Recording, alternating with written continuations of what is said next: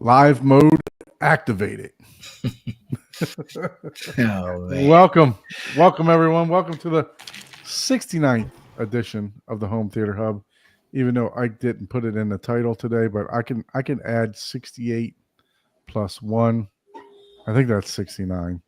So you can take the 69 either way. Either way you want. Say that number one more time. You might have an idea why I just skipped it. You could have got way more followers if you would have titled it 69. It's happening. 69er. It's yeah, exactly. I didn't want to do. Cody is such a nice guy. I didn't want to do that to Cody, man. Thank you. So as you can see, we got the panel of usual guests, and then we got Cody on tonight, the Home Theater Hobbyist on tonight. Hey, so I think he's streaming to his channel. So those of you that don't know us, we actually do a podcast every Thursday night. We do try to do home theater tour and home theater talk. The podcast is called the Home Theater Hub. So Cody, tell our audience that we have, which is way less than what you got, but tell everybody about yourself and how they can find you on YouTube. Yeah. So I'm Cody. I run the Home Theater Hobbyist channel on YouTube. I've got a website that I don't update, so there's no reason to go there. But yeah, on that channel, I do a lot of speaker reviews and just general talking about home theater.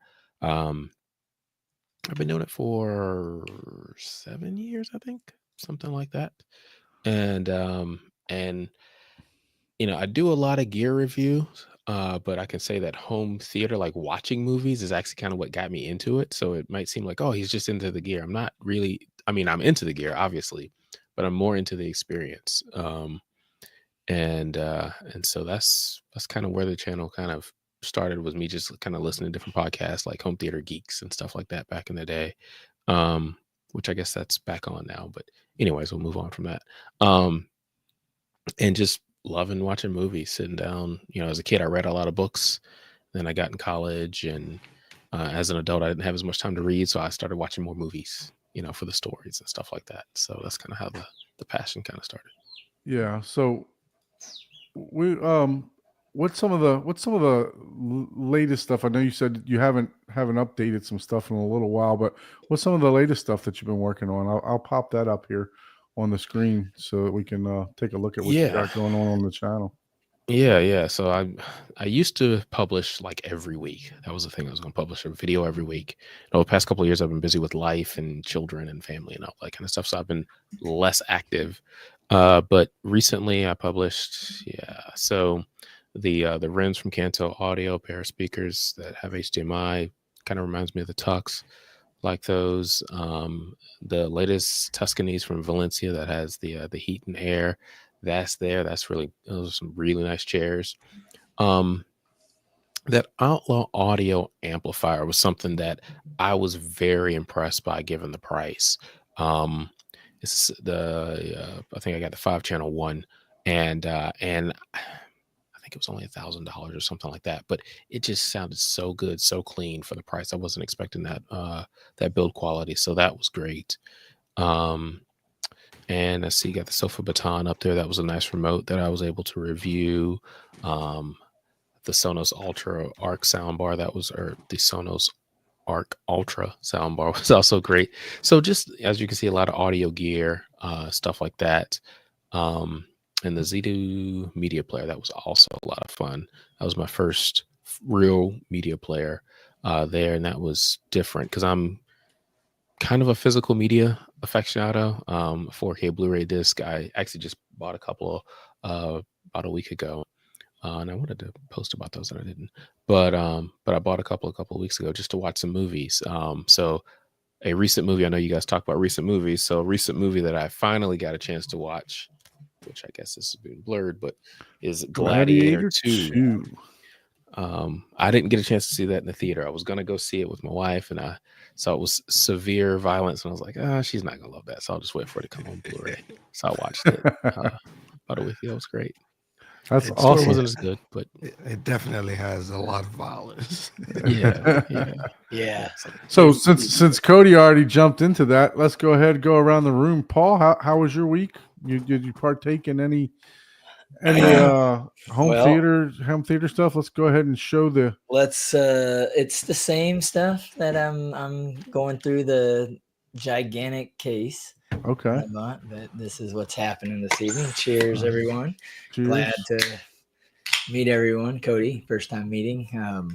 I don't actually have a channel. I just hang out. So I like audio and video, home theater stuff. And this week I watched some, stuff, but the only thing I really watched this week was Invincibles. A couple episodes of that. There was because I fell behind on that, and so I watched basically like an hour and 15 minutes of that again this week and caught up. Other than that, I didn't watch any movies at all again this week, which is unlike me. Usually I watch something, but and I've got a lot in the hopper that I still want to watch, and a lot of them are older movies that I want to watch on because that's one thing I like to do. Like I watched all the Star Wars, start to finish. I like to watch them and experience them in like my system that I enjoy, not because I watched, I think Rogue One in the theaters when it first came out, and they had that thing freaking cranking. I mean, I was like Jesus, like my ears are so that's how I was for Dunkirk, man. Kind of distracting, you know what I mean? Like whenever you're and you don't know when to cover your ears, and I was like, geez, I didn't think I needed to bring headphones or earplugs for a friggin' 30-minute or 2-hour movie or 2.5 hours. But I watched Dunkirk like that in IMAX one time. Oh, wow. It literally was like I couldn't. It ruined the whole movie for me. I had to watch it again at home. Yeah, this wasn't that loud, but there was a couple spots that I was like, oh, like damn. I hope it's not that bombastic every time there's some surprise. So, how about you, Ike? Anything new going on in the theater, or any movies that you watched this week? So no movies for me this week, but I kind of went back to my first love. I don't know, you're probably not able to see it, but I did go back to setting up my turntable. Yes. Okay. I went back to listening some music. So I have this Stack Sound, the Beta 7s in for review, which I should have dropped this video since last year, but good Lord. Yeah, because they've been sitting in the background for quite some time. Yeah, but I've been using them, right? Oh, okay. And just calling them out. Calling them out. No, they dogged me. What are friends for? Hey, like they say, with friends like this, you don't need enemies, right? Don't need enemies. So, yeah. I got to get my punches in because both of those two team up on me on the length of time that it's taken me to go to my theater for. So it's payback is payback. Yep. I got to get my digs in. So I went back out and I pulled out some of my old records. Went to the crates. I know. What are those? What are those for people that don't know? These are finally records, right? Yeah, old school.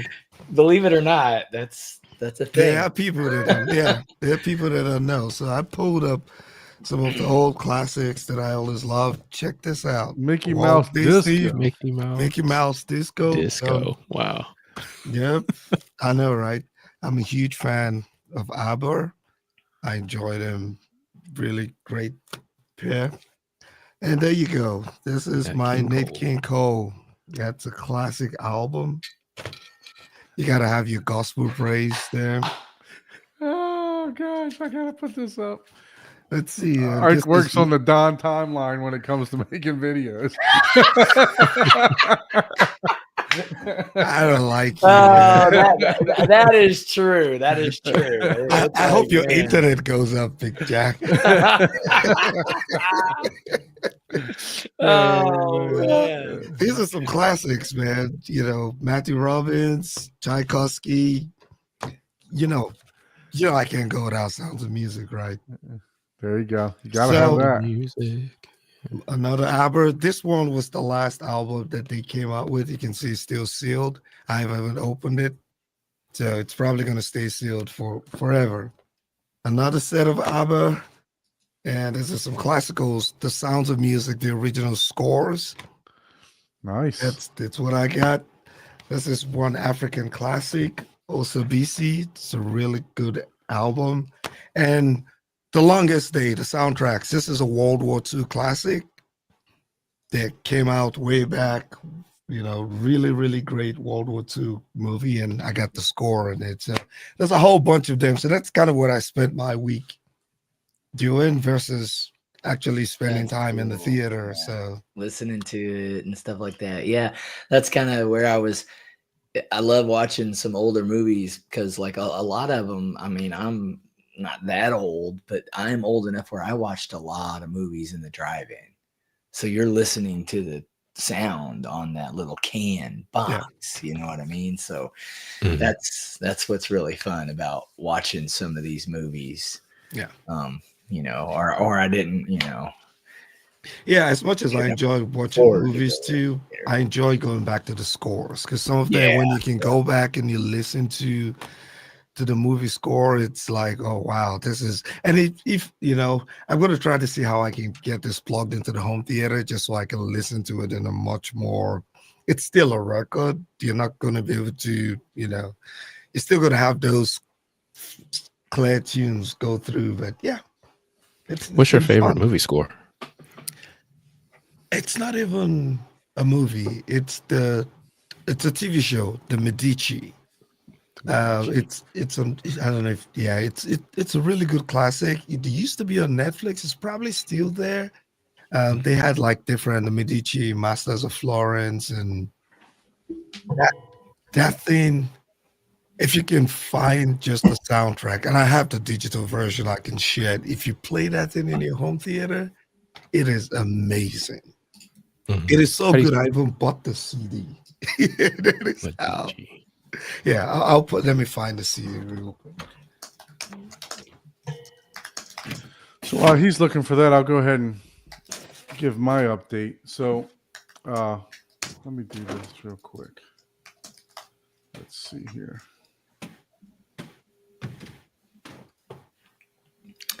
I like So, it. Oh, go ahead. So we have video in neat. the home Nice. theater. Video. What's that? We got You video, man. and if you can see, I got Spanish subtitles on there for my mother-in-law.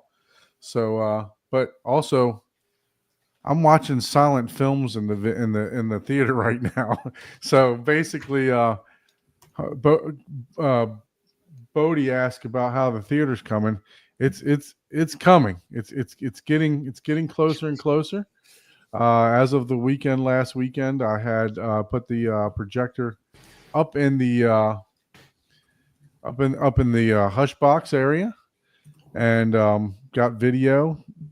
Got the Lumigen tuned in a little bit, not calibrated, but tuned in to do the nonlinear stretch and to start upscaling.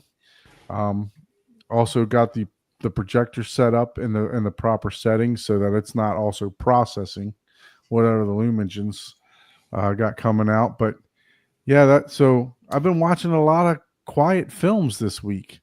So, but I'm extremely happy with that contrast on there. I mean, that I actually backed the exposure down in this on my camera to take this picture so it would look exactly like what it looked like, in the theater. And I mean it.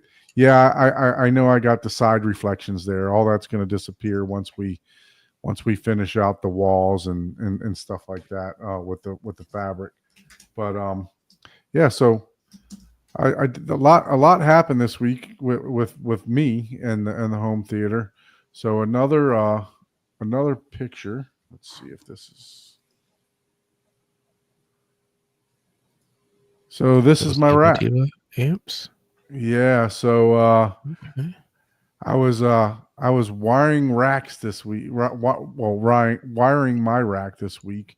So and I mean, I get pretty OCD when it comes to the Paul could have wires. let that slide, huh? You're wired in your racks. Yeah. So yeah, I mean, I get pretty OCD when it comes to some of this stuff. So I've really dived in and try to make it as tight as I can with all the wires and Fred's got So you you've covered. He knows what movie you should be watching. So yeah, so got this pushed into the closet now to where all of the speaker wires come down and all the HDMI cables and everything else like that. So worked on that for the past week, getting all that ready. I still don't have the speaker wires hooked up. I was going to do it today. It's just my son's been sick for the past 2 days, so he's been a handful to work with over because of him getting ill. He's pretty cranky and stuff like that. So haven't really had the time to do it to actually wire up the speakers. But So how many channels are you running? So I'm looking at this picture and I'm so we got mini. I got, what is it? More than one? Three center, 2 sets of side surrounds, 2 rear, 1 center rear, 6 Atmos, 2 wides, the LCR. So there's 18 speakers. Now my Lindorf that I have, it's only going to support the 15. Mm-hmm. So but I'm going to, so I guess it's 17 speakers.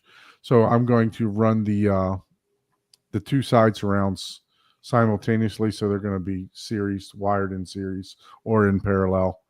But they're going to have their own separate amplification. So I'm going to split the signal coming from the Lindorf, and each side surround will have its own amplification. So yeah, so I have side surrounds for the front row, side surrounds for the back row. And then I will have 1 extra channel out of all these, because this is a 7-channel amp down at the bottom down there. Mm-hmm. So I'll have 1 extra channel there. And the 6 Atmos are I can turn off all the other amps. So I can turn off all the amps and just run just the LCR. I can turn off the Atmos because it's all on 1 amp, and just hear side surrounds or LCR or whatever I want to hear. Or I can just turn off the other amps and listen to just straight Atmos if I want to. So I kind of wanted to be able to set it up that way to where I can actually hear what's coming out of those, the Atmos tracks and stuff like that. If I hear something good, I can go back and listen to it, individually, just to say, hey, this movie's got a ton of Atmos or whatever. So yeah. So that is what I've been doing. Movie wise, I think I watched Sonic 2 5 times with my son with no sound. So my son and wife are actually loving the theater. I love it. They're actually just going in there to sit every night. I don't even ask them to, and they just go in there to sit. And I'll just turn on a movie and we'll watch. So it's fantastic. As you guys saw, I watched the Ninja Turtles. Clicked on The Last of Us just to see. I don't want to ruin it, but I just wanted to see because I heard that's a great visual. Yeah, the visual is really good. Yeah, so I clicked on that just to see John Wick 2. The mirror scene was messing with that. Mario Brothers, and then just to get like I guess like people like just like doing regular stuff. I turned on Sting live at Olympia in Paris. So I love watching concerts, 3D concerts. I mean, they're phenomenal on the Kaleidoscape. So I'll be doing a lot of concert watching with that too. So Bodie asked what speakers. I have all Martin Logan's, Bodie. They're the 60 XTIs up front, 35 XTIs, the bookshelves for the sides and rears. And then I have the HT version of the slanted 8-inch in ceilings for them. So but yeah, So all Martin Logan's subwoofers I have two Monolith D215s, and then I have two stacked rails, sets of stacked rails in each corner in the back. So we'll take a look at it a little bit later.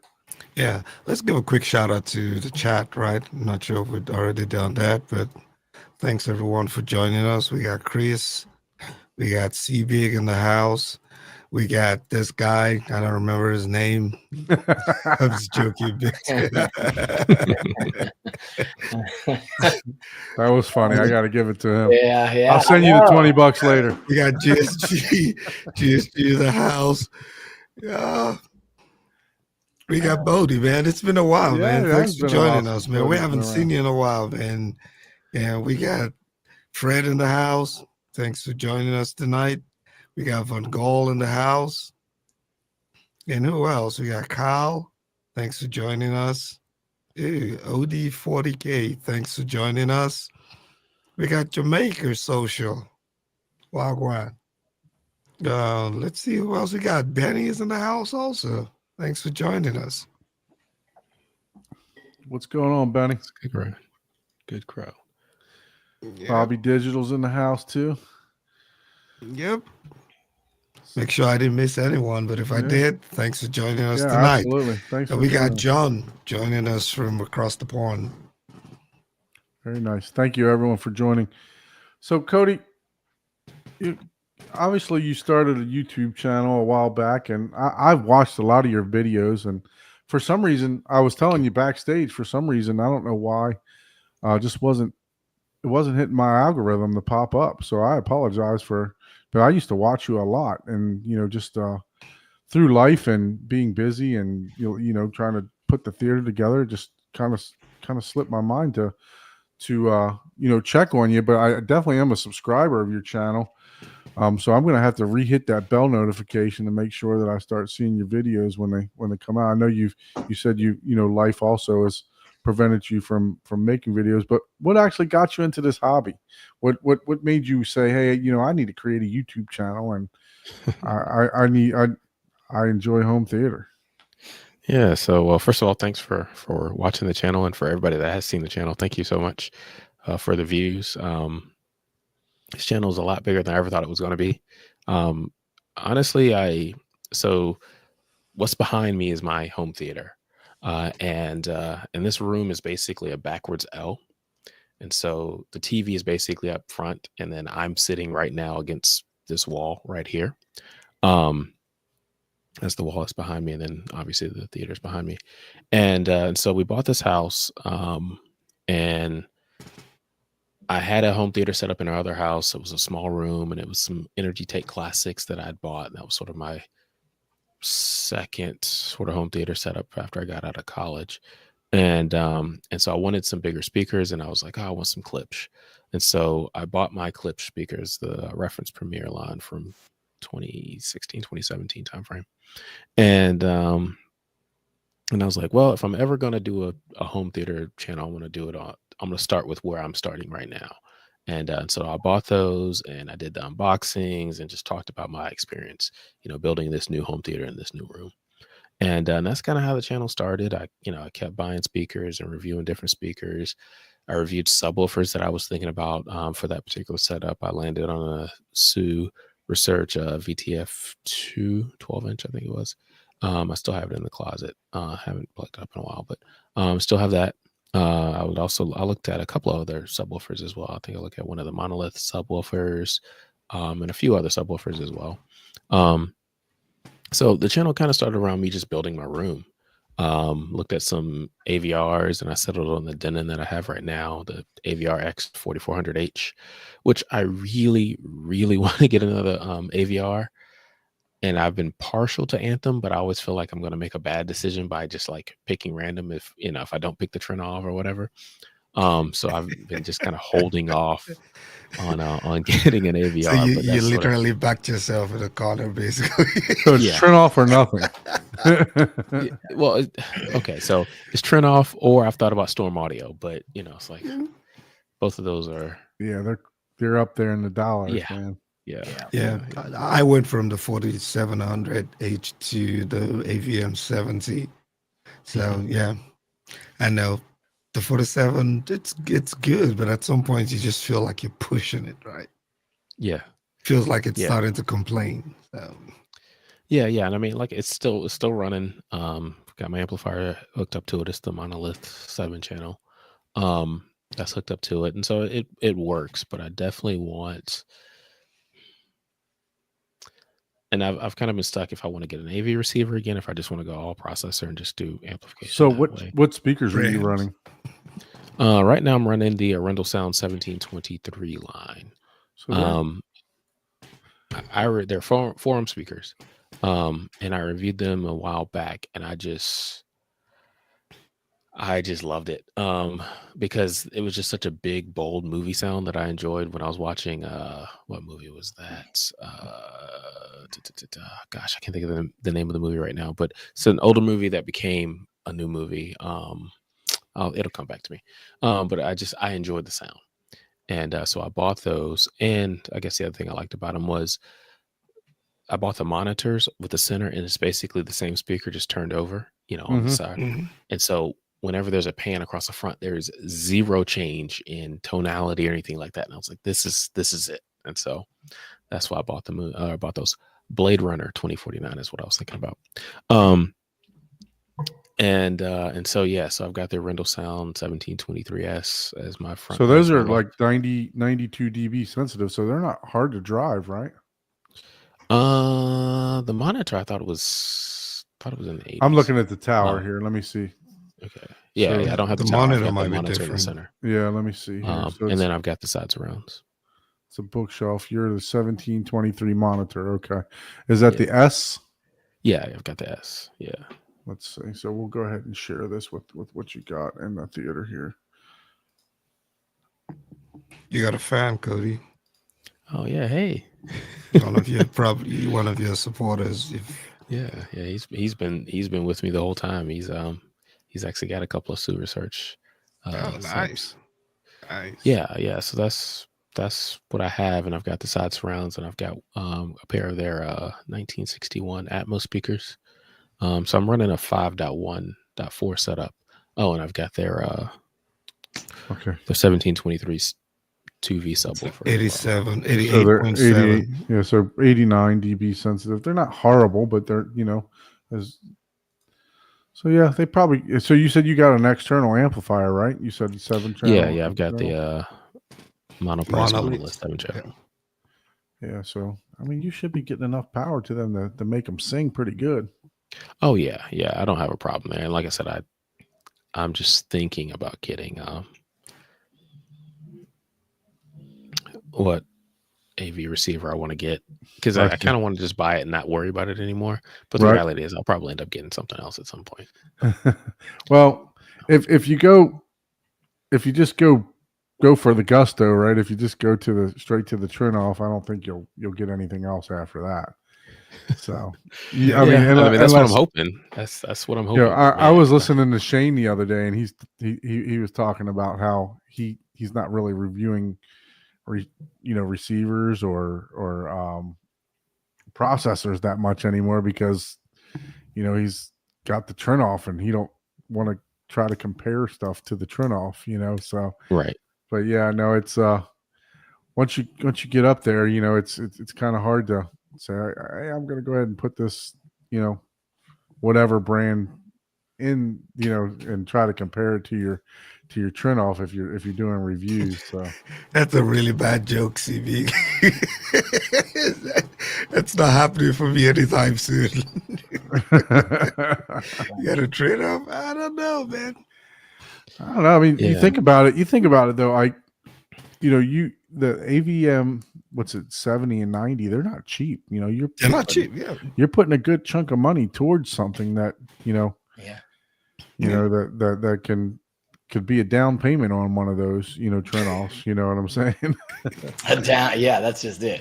10% down on a it's not 10%. I think it's a good. And 5% down with a 60-month payment plan.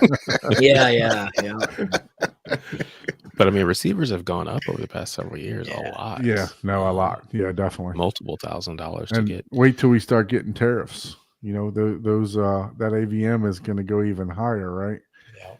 So, because hopefully that all gets resolved, but Yeah. so I don't like to talk politics or anything like that, but Yeah, don't be quick to put your gear on the market. Just yeah. Yeah. That's hold true. hold on to what you got, man. That replacement might not come cheap. It's true. That's true. So Yeah. so what got you into the hobby? What made you say, "Hey, I want to build a home theater"? Did you have an experience at somebody's house, or did you Yeah. you? Yeah, so I said, as a kid, I was reading books and stuff like that. But I was also watching movies and stuff as a kid. And my next door neighbor, he had a home theater set up, some speakers and a subwoofer, and he's like, "Hey, you want to come check it out?" I was like, "Yeah, sure." So he threw on a movie, and I was like, "Wow, like people can have this in their house." I was impressed. I was, probably 13 or something like that, and I was like, "Man, this is in somebody's house. This is cool," because at the time, we like my dad, he's into listening to channel music, but he wasn't hooking anything up to the television. So this was a different experience. And I was like, man, I wouldn't mind having that one day. And like I said, I just continued watching television and stuff like that and watching movies in college. And I bought my first little system. It was what was it? Alltech Lansing or some sort of computer speaker maker like that had like a 5.1 setup, and I hooked that up to my computer in college and would watch Home theater in a DVDs or whatever. box, right? Yeah, exactly. And so that was like my first setup in in the college dorm or whatever. And then I got out and a friend of mine from work gave me a pair of like Yamaha towers, and I bought a little Polk subwoofer, and that was like my first setup in my apartment, and kind of went from there. So yeah, so that's kind of how I started and kind of got into it. Like watching movies, want the home theater, or excuse me, want the theater sound at home as much as I can get it. Um, and so that's what it is, and that's kind of what I enjoy. I mean, like I said, I just watched Gladiator 2 last week, and honestly, I didn't think the story was all that good, but the soundtrack was great, um, and the visuals were good. So I'm like, all right, yeah, Yeah, I heard compared to the first one, which look, Gladiator itself was probably one of the best movies, yes, one of the yes. best movies made out there, right? So to Are you make not the entertained? sequel, it really has to live up, right? So, Yeah. and a lot of people are expecting this thing, let's face it, most of the time the sequels don't live up to, you know, Yeah. to the other movies, to the original movies. But so I haven't watched it yet. I don't know if I purchased, but I think it's in my wish list on the Kaleidoscape. So um I will watch it. I'll go back and watch both of them. Um but yeah, I mean, I heard good and bad stuff about it. So, like you said, I heard the visuals were good. Um, I heard the story wasn't very good and it wasn't worth a watch. So, Yeah, but and I think I'll it, still watch it. I think it's just like you said. The first one was so good, and watching the first one, I think it was somewhat unexpectedly good, and so it was like, Mhm. wow, this is a really good movie. And so now it's kind of like you come into the movie with certain expectations, and it's kind Yeah. of like you're not gonna beat that. So Yeah. I didn't mind the story, but they could have done so much better and got so much more intimate with the characters versus just doing bloody action. And there was a couple scenes that were just like, oh my god, like what, like this is What like what's that movie called? Something what? X. The where it was just so unbelievable. I forgot what it was. That where the car lands on the railroad tracks from like. oh, Fast and Furious X or one of those Yeah, yeah. Oh, where they Yeah, yeah. yeah, literally jump the yes. shark kind of There thing. is Yeah, okay. I've literally said that to my friends. I was like, "There's a couple Fast and Furious scenes in the movie." yeah, they are. Like, As They soon as you should have said, I was like, stopped I at bet they I've should have enough, stopped like, at and the fourth if one. you can ignore that though, to me, I think that to me the story wasn't bad. It was decent. But yeah, those if you're trying to tie all the visuals and the action together, yeah, that will ruin the couple of those will just ruin the whole movie for you. But you have to just know, hey, just expect a couple scenes that are like, what the like, okay. Yep. But they could have got a lot more intimate with with some of the characters, But Anyway. So, Bodie, you said the turnoff is permanently upgradable, right? So I don't know if that was a mistype, but basically they shoot you the updates for at no additional charge. So it's the only thing that you do have to pay for is if you want to upgrade codecs. So like when you originally purchased the turnoff, you have to purchase Dolby Atmos, IMAX Enhanced.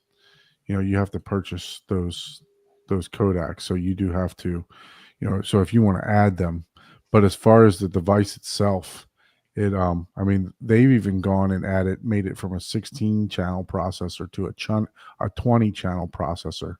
But you have to buy a suggested DAC in order to make it that 20 channel processor. But yeah, no, it's as of right now, since they've come out, all upgrades have been free. Is what exactly why I steered towards it. If I were to get rid of the Lindor, if that would probably be the direction that I would go, just because I'm very curious about waveforming. I heard that it's really good. I heard that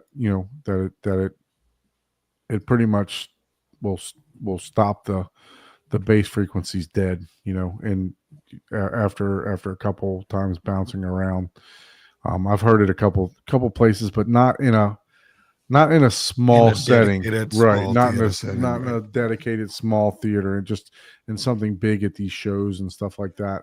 It's really hard to get a true perspective of what it's actually doing. But yeah, no, that would be my next step if I went in a direction too, just because of remapping. I think we talked about it last week. Talked about being able to remap where the speakers go if you have a position problem. So I would actually like to get my rears. My rears are on the angles that they're supposed to be, but I'd actually like to narrow them up a little bit more. And I can't do that because I have a door, an entry, a rear entry. So it'll mess with it. But it's a lot cheaper to just seal that damn door, right? Knock it out, seal it, and still not cost you the price of where am I going to go? How am I going to get into the theater? Through the roof. If you build it right, you'll never leave it anyway. Through the roof, I know, right? You're stuck in there. Isn't that what you want? Let me just teleport in there. Yeah, you're coming through the roof, right? You have this hatch that, you won't be the first guy to come through the roof. Hey, you want to know something funny? Santa does it every year. So you want to hear something funny? I already talked about another theater. My wife and I were just pondering, maybe moving one day or something like that. And she said, "Yeah, I want to get a 1-story house this time because I have a 2-story house." I said, "Nope. There's your basil. Yep, there's your basil." So I told her, I said, "No, I don't want to get I want to do a 2-story custom house." And she said, "Why do you want to do 2-story again? I'm not getting any younger."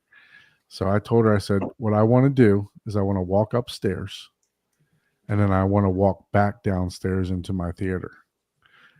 So it'll actually be like 20-foot ceilings, a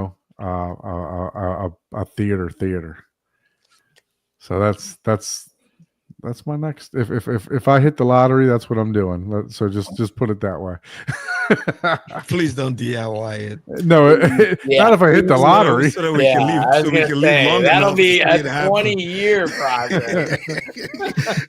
So that we're at least able to fly it out to come see it. If Don wins the lottery, he'll spend probably more time because he'll be looking for the best deal. He'll be like, "Well, this guy has it for 20 cents cheaper." Like, what? Like, it's a $20,000 bid. What are you talking about? He'll be hunting the best deal. Not at all. No, I want it to look like. Let me see if I can pull this picture up. Here we go. Let me pull this picture up. I want it to look like this. Let's go to share screen.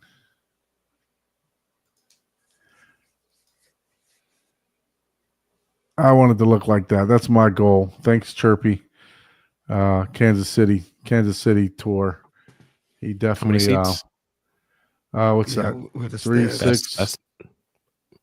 That's 10 seats there. Yeah, But 10 seats. Yep.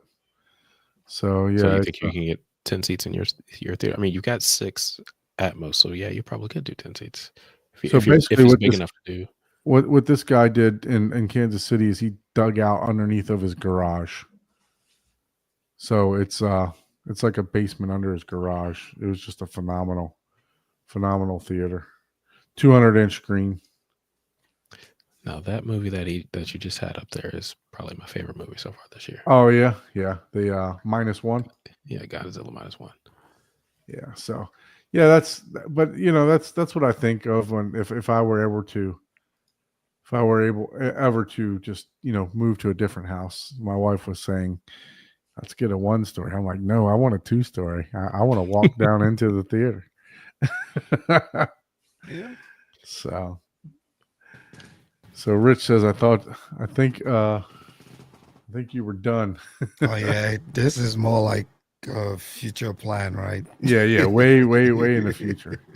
Like I said, I gotta hit the lottery for that. Hey, he's only upgraded his projector twice. He's what else have you done? I haven't upgraded anything else. Your I screen. did. You changed. Well, yeah, I changed the screen from the 135 because I was going to do the 135 Black Diamond. Yeah. I changed that to, and obviously size was a major factor. Yeah. I went Still to an upgrade. Yeah, I mean, you to the upgraded 160. size, yeah. Was that the only thing? I mean, you upgraded rooms before you even started. You're like, oh, this is the room. Well, no, I want this bigger room now. Well, no, there was always the plan to knock the wall out. No, There was there was always the plan. Do I regret knocking the wall out? Absolutely, because I could have been watching theater, or having a theater 3 years ago. I could have just dropped in-wall speakers in there, not worried about anything else, and boom, Bob's your uncle, right? I'd have had, Gotcha, yeah. I'd have had, the 135-inch screen actually fit perfectly in there, so it would have fit wall to wall, and then I'd have just I would have just seen speakers, but I got it in my head that I didn't want to see speakers. And other than the rear speakers, I'm not going to see any speakers. So that was my biggest thing. I wanted it to be a full screen up front. Yeah. So hence the wall coming down. Yeah. Well, hey, we're glad you chose to break it down, man. Yeah. It's made up almost 20-30% of our episodes talking your about your content of yeah. I need to do a full video just talking about it. Yeah, just a dedicated video talking about like a blooper reel. They should have. It's gonna be like 50 minutes. That long, would be awesome. That would be awesome. Just capture it, So, Cody, what are some of your favorite movies to watch in the theater? Oh, like I said, I just saw Godzilla -1 in the theater. I just enjoyed the movie. Just everything about it, I enjoyed it. It wasn't what I expected, and it delivered, in my opinion. The first Dune, I like watching that. Dune 2 is pretty good, but I like not the first Dune, not the 1984 Dune, but the Dune from 2020 or whatever that was. Yeah. What else do I like to watch in here? Like I said, Blade Runner 2049 is really good as far as just that big bold sound. The A lot of the eyeball Christopher scene. Nolan movies are good. The Dark Knight, I like that one. Earlier you were talking about, Paul, your experience going to the theater and just having your ears blown out. The third Dark Knight series with Bane, that happened to me at a theater in Vegas. I mean, literally got out of the theater and my ears were ringing. And I was like, this is not good. It was too loud. But I eventually ended up watching that here at home. It took me several years to get over that experience. But I enjoyed that as well. So yeah, those are some of the movies that if I just want to sit back and watch a movie, those are some of the movies that I'll watch. So you mentioned that you have the 4700. What other gear are you running in the theater? Let's see. The subwoofer is the Arundel Sound. I like a 1723 2V. It's their big subwoofer. That's what I'm running right now. I don't have my other subwoofer connected right now. That's the Super Search. Also got a little SVS 10-inch that I run as well. Sometimes I've got a LG C1 77-inch TV from a few years ago. I would love to do a projector in this room, but as you can see behind me, the ceiling goes like this. And so I would have to basically do a floor rising sort of thing. And the biggest screen I can get that'll work, that'll actually fit in here is only 110 inches. So, I mean, it's not bad. I mean, 110 inches is pretty, it's good. Much Don't bigger get than me the wrong. 77. Yeah. Yeah. Yeah. Yeah. Nowadays, you could almost just get a 98-inch TV. Yeah. Call it Mhm. good. We're about to get 100-inch TVs out there, 112. Can you- But they're going to cost you an arm and a leg. And Yeah. Well, the Right, Samsung one already dropped down below 10, and that was within a Well, the year. TLC, that TLC that they had during you Black mean Friday. TCL, bro? Excuse me. Mhm. Yeah, TCL. We That know you love your music groups. I do love TLC. No, the TCL. Yeah, no, that one dropped way down, like three grand or something like that for the 100-inch. Yeah. You know, the high sense. I think it was like $1,700, $1,800. Yes. Yeah. I think that, one of those, because my buddy, he was looking at it, and yeah, he ordered it and then sent it back because it was some long story, but yeah, it was like 1,500 or 1,700 bucks for like an 85-inch. Like, It's not that OLED that Cody's rocking over there, though. no, well, it was. No, I think it was a Q. It wasn't an OLED. It was a Because the LG is still getting, I have the C1 right there, and I just had an update today. So they're still faithfully updating that TV. So Yeah, Can't I go haven't wrong. had any issues with it. My next TV is probably going to be whatever Sony's biggest, baddest OLED is the next year or two. But I'm not in any real rush. Mainly because, I mean, it's like you see, I mean, every year is obviously, new TVs coming out. And I'm kind of trying to stack my upgrades so it's a big enough jump that it's actually perceptible. Agreed. Yeah. Yeah. If I don't go for a projector. John Anthony and myself, we were talking about that because he actually, thank you again, John, for helping me with the Lumigen and the projector the other night. But we were talking about it, and he was saying that he thinks that I should wait to upgrade to the N900, not the N900. I should wait for the next generation to come out of the projectors, which I agree with him because I'm telling you, with that picture that I posted up there, I'm not seeing anything that that I need to improve upon right now. I mean, it just it looked phenomenal. So, and I don't even have the DCR lens on yet to put the to add the extra brightness that we talked about with Sammy the other day. So, I mean, I'm extremely happy with it so far. So, for the amount of hours that I put on it, I think I probably put like 12 hours on it in the past week.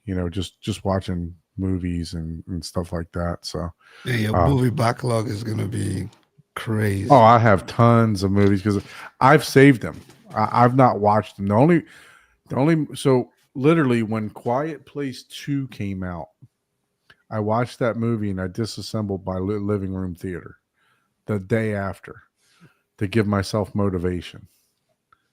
So that was a while ago, unfortunately, but life happens, Yeah. So just picked up the Bravia 85-inch Bravia 9 for the living room. Looks great. Yeah, that's a great TV. Yeah. That is a I've heard the same fantastic thing. TV. I've heard the same thing that everybody says they really like it, and if you can't afford the 9, then go for the 7. It's close. The 9's not even a OLED either. The 8 is the OLED. The 9 is the mini LED. LED. The mini LED. Yeah. So it's great. Yeah, I think they're Sony's just came out with I think another 98-inch that they were having a FOMO, and and Brian we're talking Whisper Status. We're talking about it the other day. Mm-hmm. So I'm due for a TV. I have the 75-inch Sony E900. So I'm not. I'm LED. I've never got an OLED or anything like that. Your local dimming LED. Yep. Yeah. What five dimming zones. Yeah. It's been like 5. Yeah. Probably been like 7 years since I've had that TV. I like it though. I don't think it's bad. Yeah. I mean, I don't see any reason to upgrade. Yeah. I mean, especially if you're watching with lights on. Dude, you want to know what I watch? I told you guys. I watch Coco Melon. I watch Blippy. I watch. Right? I watch Thomas the Tank Engine. Although I have started to see a need for a little bit of upgrade because my son's watching like people walking around Disney with 4K footage now, so I can and watching all the rides in 4K. So he's like, Dad, why does our TV suck? Like what? Like, look at how much clearer this is.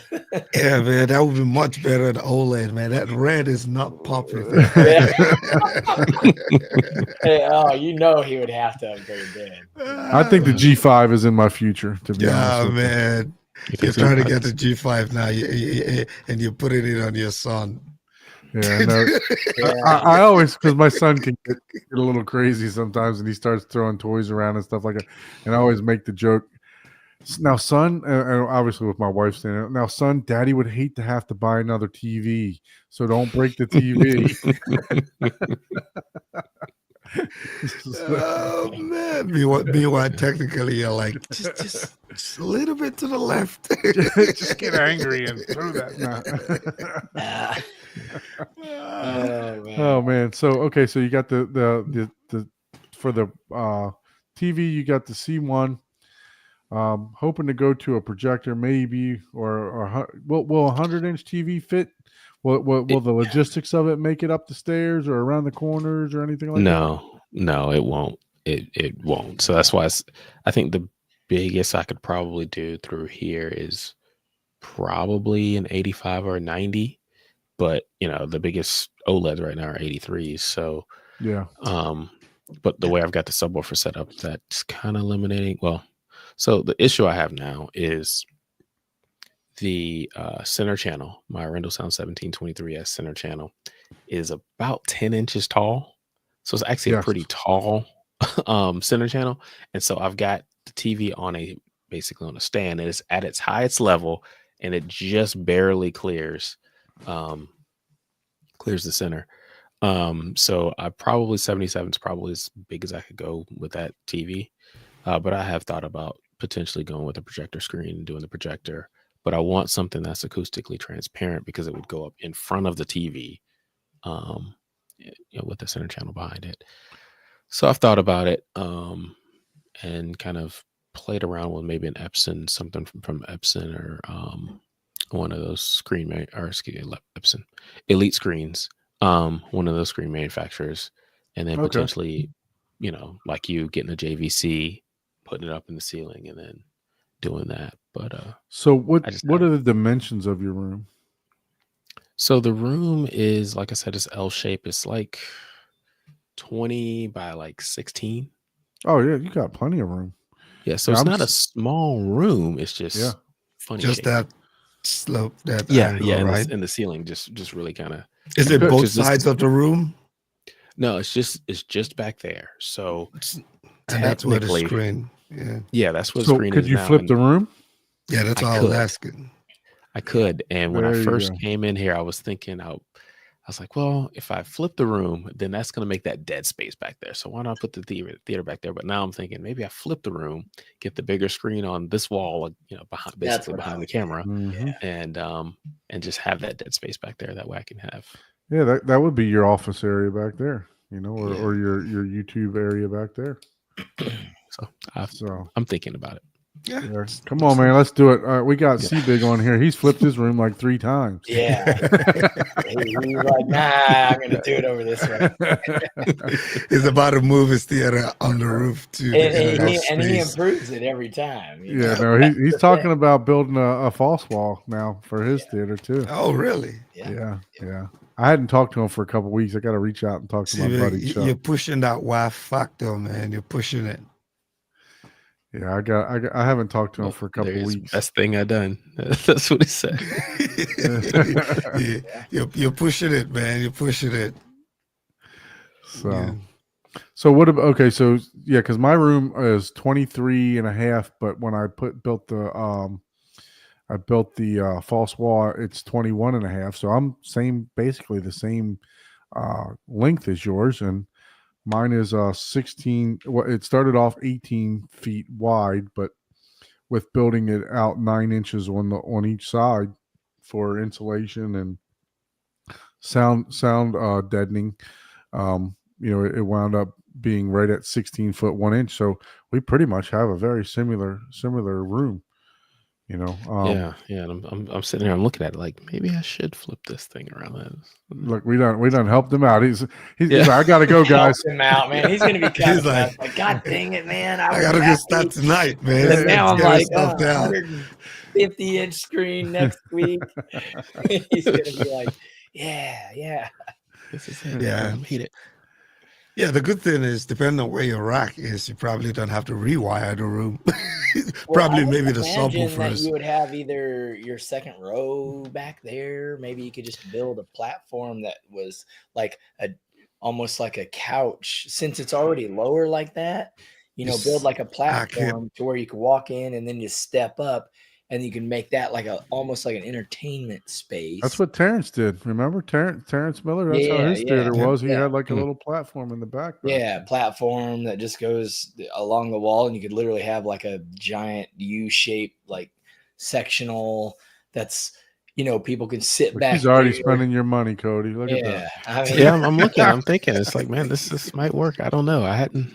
Like I said, when I first got here, I was like, it's not going to work. I'm just going to put it back there. But now I'm kind of like, well, maybe I should. Yeah, because then you can do. And the other thing is, it'll be good content for the channel. Not that it's a good thing, but that would be a giant bass cannon back there. For whenever you're sitting just outside of it, you'll be like, okay, I need to turn the EQ way down now. Yeah. And then you might not need that trainer. Now then you'll definitely need you're definitely going to need a trade off if you have that there. So, and honestly, if you wanted to, you could build a false wall on that L section. Just separate that. People build false walls, and that could be your little office nook in that little section. Yeah, man. I was a designer for a little while. You got to give them 3. Like, damn, why did I come on this show? You got to give you 3 bad ideas. Spend more money. We'll give you 3 bad ideas, and then you can pick the best one. Yeah, exactly. That is a technique. You give them like 2 bad ideas that are more expensive, and then the best idea that's cheaper. Yeah, sometimes they choose the bad one, and you're like, damn it. Saying go for the trim off, go for the JVC MZ9, get the new screen. Yeah. I mean, if you go went from a 75 to 150. If you go with the trim off, you got to get the barcode though. The barcode projector. You gotta get the barcode. Just go big or go home. Yeah, right? you can't. Yeah, you know what I mean. You can't buy a Lamborghini and then put generic tires on it. Oh gosh. Let's see how much I can pay for a barcode projector. Boy, that'd be man. I know, right? What? Yeah. Oh boy. I don't even want to think about that conversation. Yeah. I don't think that even would be a conversation. Yeah, I know, right? I was kind of prepping my wife the other day. I was like, yeah, so I'm thinking about selling this projector. I'm putting it into the hush box for the first time. Yeah, I'm thinking about selling this and upgrading to the other to the other projector. She just looked at me and started shaking her head. So Yeah. Yeah. That's funny. Yeah, I get a lot of leeway, having the channel and everything, but that'd be I don't know, Yeah. Yeah, there'd be a that'll whole be lot of pushing forgiveness it, on man. that one. Yeah. Yep. You will don't pay the understand. price for that. Yeah. You definitely pay the price for that. You'll be paying Yeah. twice Yeah. for, Yeah. for a Barker and twice for the couch. Yeah. They are sleeping on. Yeah, buy a really comfortable couch if you do that. You'd be sleeping in there. Comfortable, really But comfortable one. it's been fun. And I guess I'm at the position now where I kind of like everything I have. And I also don't want to just upgrade just to upgrade. Oh well, this new thing came out, so let's just buy. Because, I mean, not to be too much of a downer, but these things are expensive. Oh yeah. It's a No, lot of money. Yeah. Thousands of dollars here, thousands of dollars there, and it gets to be.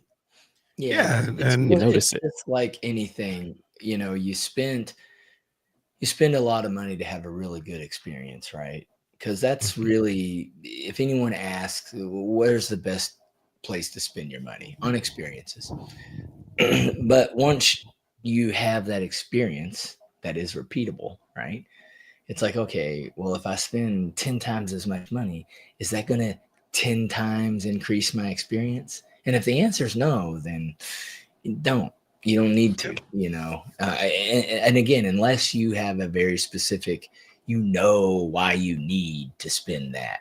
It's not, but and generally it's like, hey, I've got the money, no problem. Hey, I can buy a $30,000 cable and put it on the friggin', so people see it. It's like, okay, but do you need to? No, you don't need to. But if you got the money and you want to, then that's one thing. But yeah, there's a lot. Some of this stuff, like you said, is expensive, and you can get into other hobbies. Like me, yeah, I'd probably have a Trenov and the most expensive speakers, but I also have a couple motorcycles, a Corvette, a house. Yeah, so this was Terrence's theater from a Yeah, couple that's weeks cool. back. I like his. So he actually built he has like a cove back here where he kind of like you, where he had a step that went up in there and basically put some seating back there like Paul was talking about. So yeah, it's that's pretty cool. Yeah, that's good. That's good. So well, look at that. Honestly, I think as we're talking, I think the next big upgrade, honestly, I should make is probably a projector with a screen, because that would make it even more movie theater like. Yeah. I'm pretty happy with my sound. So whenever I do get a projector and review it, because I've got like a portable screen I can put up, I always enjoy just that movie theater look of that reflected image and the 24 frames per second. And just it's just like, man, this is so gorgeous.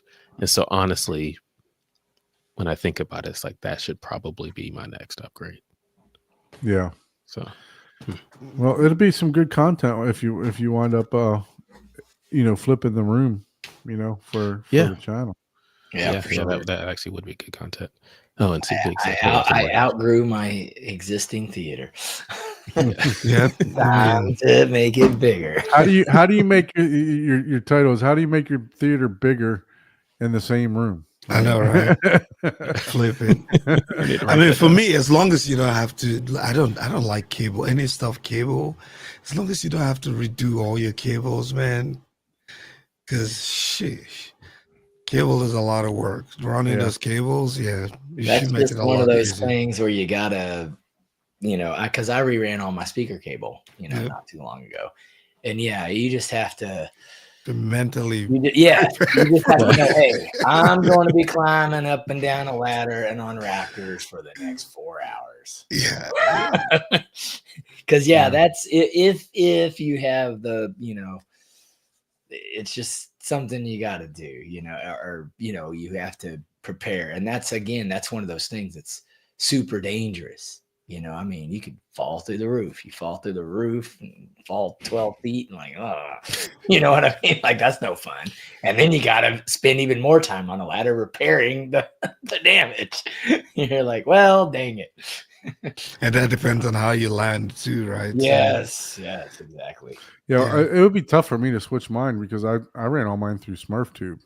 So I would you have got to go back and I'd have to redo SmurfTube, open up walls and all that stuff like that. So that'd be a yeah, I no mean, bueno. not all of them would need to be rerun, though. Correct. Right? Yeah. No, I mean, depending on where the rack is, the rack will be the biggest challenge, right? So if the rack is at the other end of the room, then like mine is, all I need to do is just stick the rack to the front, and then those ones That's over when you there, do the coffered ceiling or drop down ceiling, and you just and run everything in all there, up right? yeah, in the soffit. You don't yeah. even put it in a friggin' smart tube. You just set it on. That's true.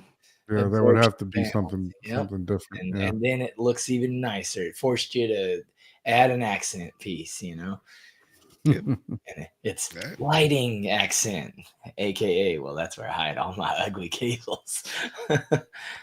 So you talked that you liked physical media. What are you using to play your physical media? Oh man, if you hadn't asked, I'd be able to tell you. So I've got the Panasonic 820, 9000.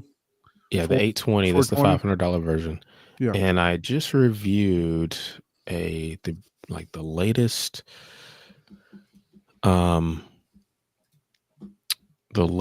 new player. Oh, there it is. The Magnetar. So I have the Magnetar UDP 800, not the 900, but the 800. I reviewed the 900, loved it, because it's a universal player, and so I bought the 800, and that's actually what I'm using as my main player now. So what's the difference between the 8 and the 9? The 900's basically more audiophile. It's got XLR cables on the back. I think it's just a little bit more isolated. I mean, the thing is built like a tank. It looks like a VCR from the 80s. Yeah, because it's got like a two-tone metal look.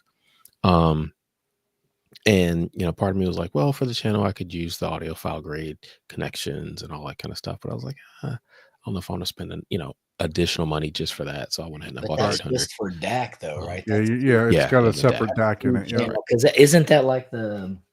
I think the same thing with the Zapedi. The Audiocom Zapedi had a a whole separate DAC with the XLRs and stuff basically like that. Like this, right? Where it's got the. Yes. Yeah. Yes. Because I, like a dummy, didn't buy an Oppo right before they went out of business. Mm-hmm. When they were like, "Oh, just come by them," I was like, "Oh, I don't know if I want to spend like $500 on a player." Stupid. And so I didn't get one until I've always been kicking myself for that. And I went ahead and bought the Magnetar. Yeah, I have the 203, and I don't think I'm selling that thing. You should. I mean, if you do, let me know. I'll buy it. Man! At that point, don't you just like get a computer? Like, so Rich, the Magnetar can actually be used for SACD too. Yeah. So it will play anything. It does anything. He plays almost everything. Oh, that's cool. Yeah. See, now I didn't know that. That's why I'm considering getting rid of the 9000 that I have and going to the Magnetar. Right? Yeah. Plus, it'll be a backup because it'll play ISO files and BDMV files also. So I can literally get rid of if I don't want the pretty picture wall, I can get rid of the R-Evolution if I want to. I can literally just stream right through the Magnetar. Yeah, but at that 900, that price point, man. Whew. How much is it? $2,900 or $3,000? Oh, $3,000. Okay, so it's a media player too, then, right? Yeah. It's full on. It's like a Zadu, and it's like the Oppo 203, basically. Oh, 205. 205, yeah. Yeah. Paul, it doesn't have the prettiness as like the Zadu and stuff like that. I don't think it does like the whole theater, the picture art and everything else like that. It just gives you the list. Whatever's in your file, it'll pull from your NOS. Right? So it's not a Okay, it's a file player. It's not Correct. a media Yeah. player. Okay, Yeah. that's a big distinction because Mhm. because if you have like CDs or something like that, a lot of people are used to going through folders of music, but movies, it's like, oh man, that we're visual. We remember like google.com, not the IP address of Google, right? So going through thousands of titles, Right. Mhm. where poster wall art, it would be it's just much quicker. Yeah, of Yeah, course. the 800 is way more cheaper, right? It's like $1,500 or $1,600. Yeah, I think it's And 1600 in the 9. it still has the XLR, but I don't know if it has the audio DAC that the 900. I don't think it would, because that thing is twice the price. I see it does have XLR, but I'm not sure. Yes, it doesn't have the same DAC. That's correct. It doesn't have the same DAC, and it's not as isolated. And I mean, like I said, the 9000 is great. It's just really expensive. Mm.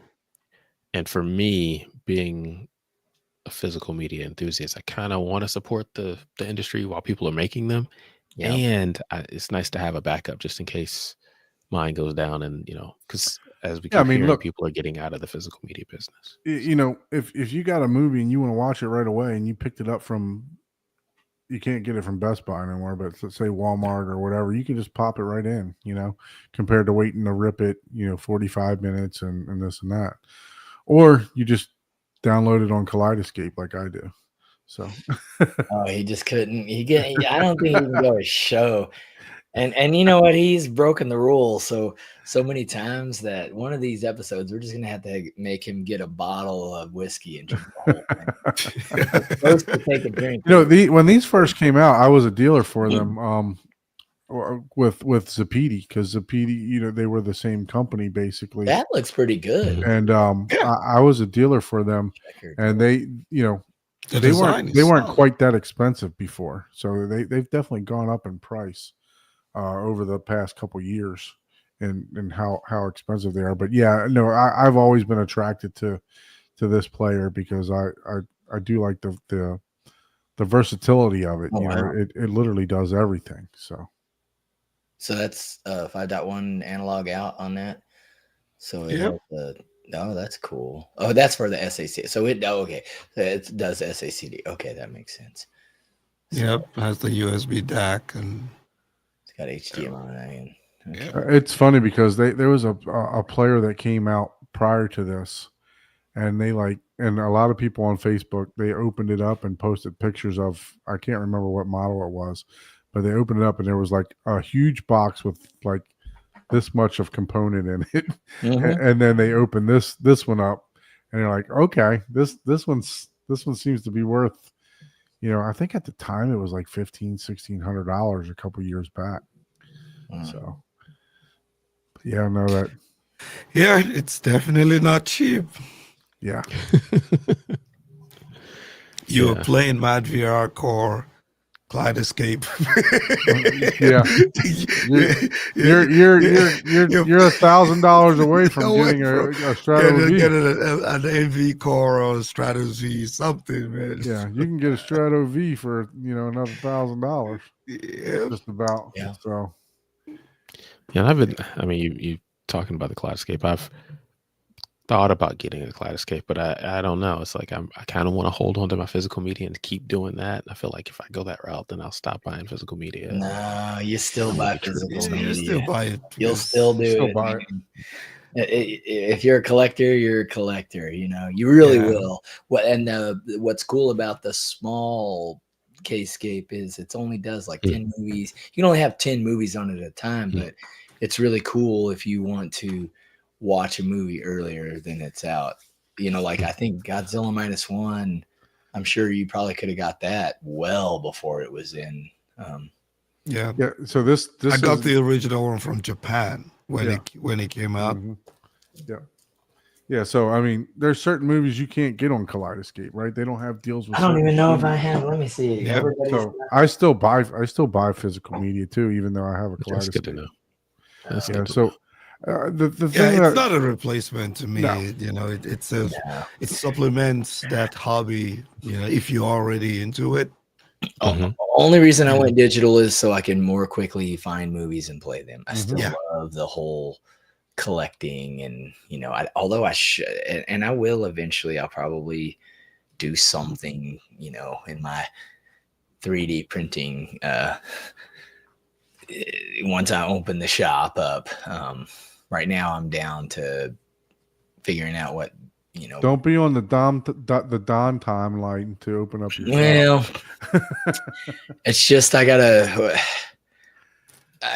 look at like taxation, since I'm selling out of Kansas, I gotta look at taxing and business license and stuff like that. Don't cost you nothing to open up a Just or get a tax ID. Doesn't cost you nothing to get a federal tax ID. Yeah, so.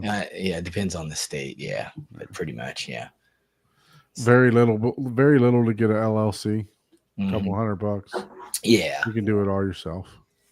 Yeah, and that's where I'm at now. And once I get that done, it's just a matter of where I want to, pay someone to have listed as being a sole proprietor. Yeah. So how many movies do you think you have in your collection? Oh, counting them. I don't know. It's probably 50 movies over there, easy, something like that. But I mean, I've gotten rid of some just so I can have more shelf space.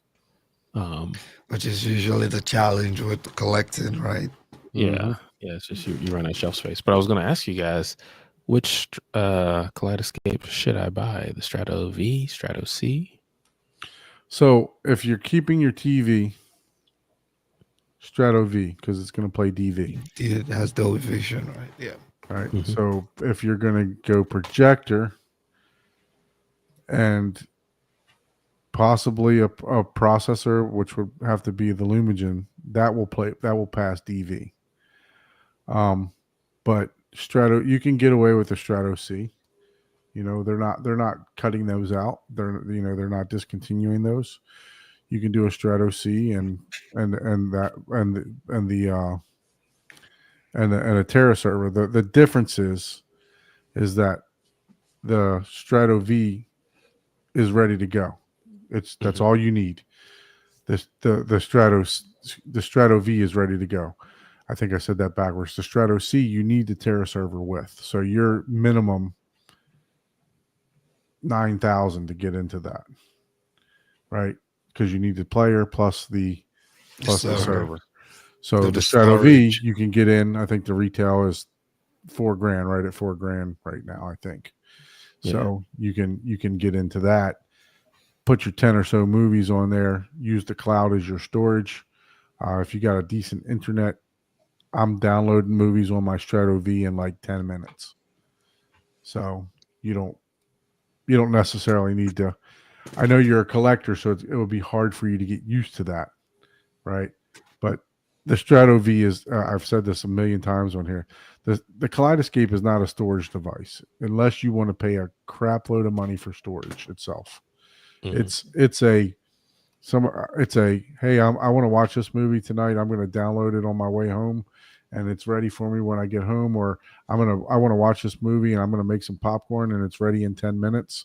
Yeah. And then your other library, I would suggest like a Zedu or an Arvolution, to where you rip it and you keep it, or you have your player like you do your Magnetar. So, but yeah, no, it's it's just a use case type of thing. I'm actually a Kaleidoscape dealer too, so it's a use case type of thing as far as how you're going to use it. Just like everything, right? So you got to figure out, are you going to keep the TV? That way you can have DV, Dolby Vision, or are you going to go projector? Even if you go projector, you can still download the movies in regular HDR10. Mm-hmm. So it doesn't matter. You can download them either way. You can download them DV, HDR10, 10 plus, so you can still download them you just have to choose which way if you get the Strato V. So. Has anyone used the Strato V with a HD Fury and did LLDV playback? That I'm not aware of. Because I mean, Not aware. Yeah, I don't have do that on your projector. Yeah, yeah, you can pass it that way, or like I said, with a video processor. Yeah. Or you can buy what's the AWOL, I think is the only one that has DV, the ultra short throw. Yeah. So that has I believe that one has which I'm sure we'll see some more ultra short throws coming out with DV in them this year too. So Steven says he uses our Evolution for everything. Still hard to justify $4,000 for a player with early access, but concerts are also attractive. Yeah, so it's a convenience thing for me, Steven. It's I want the movie now. I know you say early access, but for the most part, you can get those movies on what's that Vudu or what's the streaming platform now. I forgot what it is, but you can pretty much you can get the movies. You can get them on Fandango or Vudu, right? Apple or Google but see, that's where the comment that Kscape is way better, because it is, and compared to streaming, hands down, no one's going to argue that is way better quality. So, of course, watch like Wicked, right, with all the green colors, right. I don't really want to watch that. You're going to get a 1-to-1 right away. I got free access because of my subscriptions, and I waited to watch it until this came out because I was like, no, I don't want to be disappointed. Just to find out that I had to watch it again because after watching that movie, I was like, dude, something's wrong, and I realized I'm well past the time to change my bulb. And Cody, we've had this. Ike and I've had this discussion before. It's like, if you go to projector route, what should you get? Should you get a Kaleidoscape or should you get a video processor? Right, and all day the answer is a video processor. Video processor, man. All day long because the Kaleidoscape, yes, it's convenient. And yes, some of the movies do look a little bit better and sound a little bit better, but for the most part, most of them are going to be matched up with the disc. So you got a fantastic player there. You know what I mean? So all day, if you go projector, video processor before that, because you're not really going to enhance your immersion or anything like that much better. And your recommendation is the Lumigen video processor? That's what he has. I have the Lumigen. I've seen the Mad VR in action plenty of times. Look, they're both fantastic. Like Sammy Prescott was on here the other day. You can't go wrong with either one. Yeah. So I don't want to recommend. I'm not a dealer for either one of them. Okay. I do hope to become a Lumigen dealer soon. After hearing him talk the last week, it sounds like me personally, if I was to go the route, I would probably do the Lumigen. I like the fact that it's passing DV right now, and the Mad VR is not. So it's cool. And I like the gaming too. The lag, right? That's also another thing that pulls me towards the Lumigen is. But I don't think you can go wrong with both of them. And Mad VR will probably put a gaming bypass at some point, right? And drop that latency, But yeah, you can't go wrong with any of them. Man. It's just, I think maybe specific use cases that one has that can help determine. But yeah. And hey, if you get a good deal, whichever one you get a good deal on, that's true. That could be the deciding. Yeah, of course. Yeah, for sure. I'm not paying $2,000 extra because I'm simply a fan of one over there. Yeah. And Sammy even said, Sammy Prescott, he said, look, the end result's probably going to be just about the same. So, unless you go for the big boy. Oh yeah, like the extreme. The extreme with the emotion. Yeah, that stuff. Yeah. So, But yeah, no, it's so Johnny, you asked how much the Arvolution NAS is. I don't. Let's take a look at the retail on that right now. I thought you were a dealer for them. I don't recall, to be honest with you, off the top of my head. So obviously he's not giving you a deal.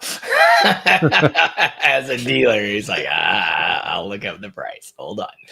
No, I don't remember what it was, but are you talking about the NAS or the player? The NAS is what he's asking Okay, for. the NAS, yeah, the NAS. I don't remember what it was, but I think it's right around $3,000. I- Is $3,000 is the Hey, retail wait, price. it's still a Ferrari, man, even without the engine, man. If you see my Ferrari in my driveway and there's no engine, you're not gonna know. You're gonna be like, Ike has a Ferrari. yeah, I was gonna say, I don't know, Car. bro. I ain't seen him drive it know, yet. if you're I driving haven't seen him show off, driving it yet, You but can look just as he has a good Ferrari. opening the door with the keys and closing it. And It's just all shiny with no engine. be like, yo, what's I up? wonder why I've Why? not seen him driving it, but he has a Ferrari. It's so clean in his right. I have my friends push me to the parking lot. Hey, I'll be Okay? out there Like, cleaning it all every right, morning. Club night. Let's go. What's up? Clean it every morning. At night, pour some dust Oh, on it so it gosh. looks dirty like I drove it. So Johnny, hit me up here if you want to talk Arvolution. So send me an email to horizontheater2020@gmail.com and we can talk. So Yeah. all right, But yeah, see. actually, there was a question earlier. That's Let's go back to some questions and see what we got here. I tried to star some of them, so it's Oh yeah, Kef's Theater. yep. So yeah, I went to Kef's Theater a couple years ago in New Jersey. They invited me out. That was sweet. They played some music and they played some movies. And it was a fantastic experience. Sitting in the theater, just kind of enjoying the space, getting to listen to all of their meta speakers and the big towers, and just I was impressed by Kef in my mind has a musical tone that I kind of like, where there's just sort of layers to the music, and you really get that on their blades and with the meta. And so we got a chance to hear that and just sit down and just listen to music in their theater, and it was awesome. So if you get a those chance blades to go, aren't nothing to shake a stick at for sure. Those blades are awesome. Yeah. Yep. They have them in the in one of the Best Buys in my area in the Magnolia. Mhm. Every time I go in there, I have to listen to them. They're phenomenal speakers. They really are. Yeah.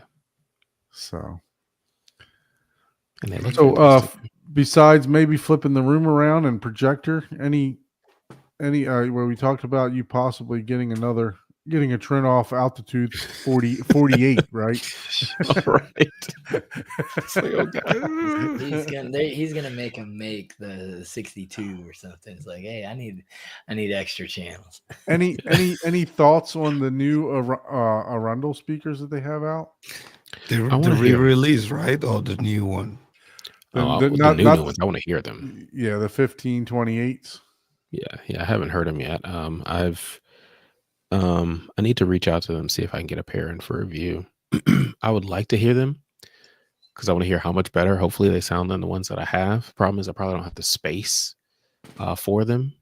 So maybe if they go with the 1528S or something like that, a smaller version, I'll be able to potentially do that. But yeah, I would love to hear them. But like I said, a lot of people were satisfied with those monitors, man. I mean, they're even the 1621s. I mean, or 1961. Excuse me. I mean, they had so many people reaching out, crying out, saying, "Hey, why'd you take such a good speaker away?" And they're re-releasing them again. They're bringing them back, right? Yeah, they're bringing them back. Yeah, I got that email saying they were bringing them back, and I thought that was a great idea because like I said, I've got the Atmos version and I like them. I reviewed the towers. I like those when I listen to those. So Yeah. Yeah, and they will come in at the reasonable price point too, right? Hopefully. Right. Right. And hopefully that doesn't indicate a price increase, even though we think one would technically happen. But hopefully it's Yeah, not I'm a sure drastic increase for the new series that they got. Yeah. I mean, post COVID, everything has gone up from a shipping Yeah. standpoint, and that's hurt. You know, not hurt, but I mean, I don't like seeing price increases just like anyone else, but I do understand that we also people have to run their business. Yeah, You there's know a what I mean? business side of it. Yeah. And I'd rather keep more manufacturers alive than have like one place you can go for speakers or one place that you can go for TV. You know, it's just like, as I'm sitting here watching the physical media market die, I'm like, man, I wish there were more vendors out there. So I don't want to see that happen in anything else. It's like the graphics card industry, right? Mm-hmm. With NVIDIA and AMD, and it's like, dude, people are buying 5090s for like $5,000. I'm just like, wow, just to play a game, man. That's a lot of passion. If you're not making money from it, that's a lot. That's one component of your gaming PC, just one part of it. You know, it's more the FOMO though. You know what I mean? It's the fear of missing out that people, you know, they if they don't have it, they think, you know, something that their system is inferior. You know, so it's more that. And same. And why do you think TV companies, you know, got people that buy TVs every year, bro? That is ridiculous, man. You know, it's like the phones. Same thing with iPhones and Galaxy and Android phones. Every year a new phone is coming out. You know, it's like, well, shit. All I want to do is make a phone call and send a text. You know, I don't need for it to tell me, you know, to do this, and this to make a bomb. You know. I know, right? And I know what you did last summer. At some point, it's what your phone is going to start telling you. I know what you did last summer. Yeah. No, it's so just like we were talking, you know, a little bit earlier. My friend John Anthony was saying, you know, maybe you should wait till the next batch of JVCs come out.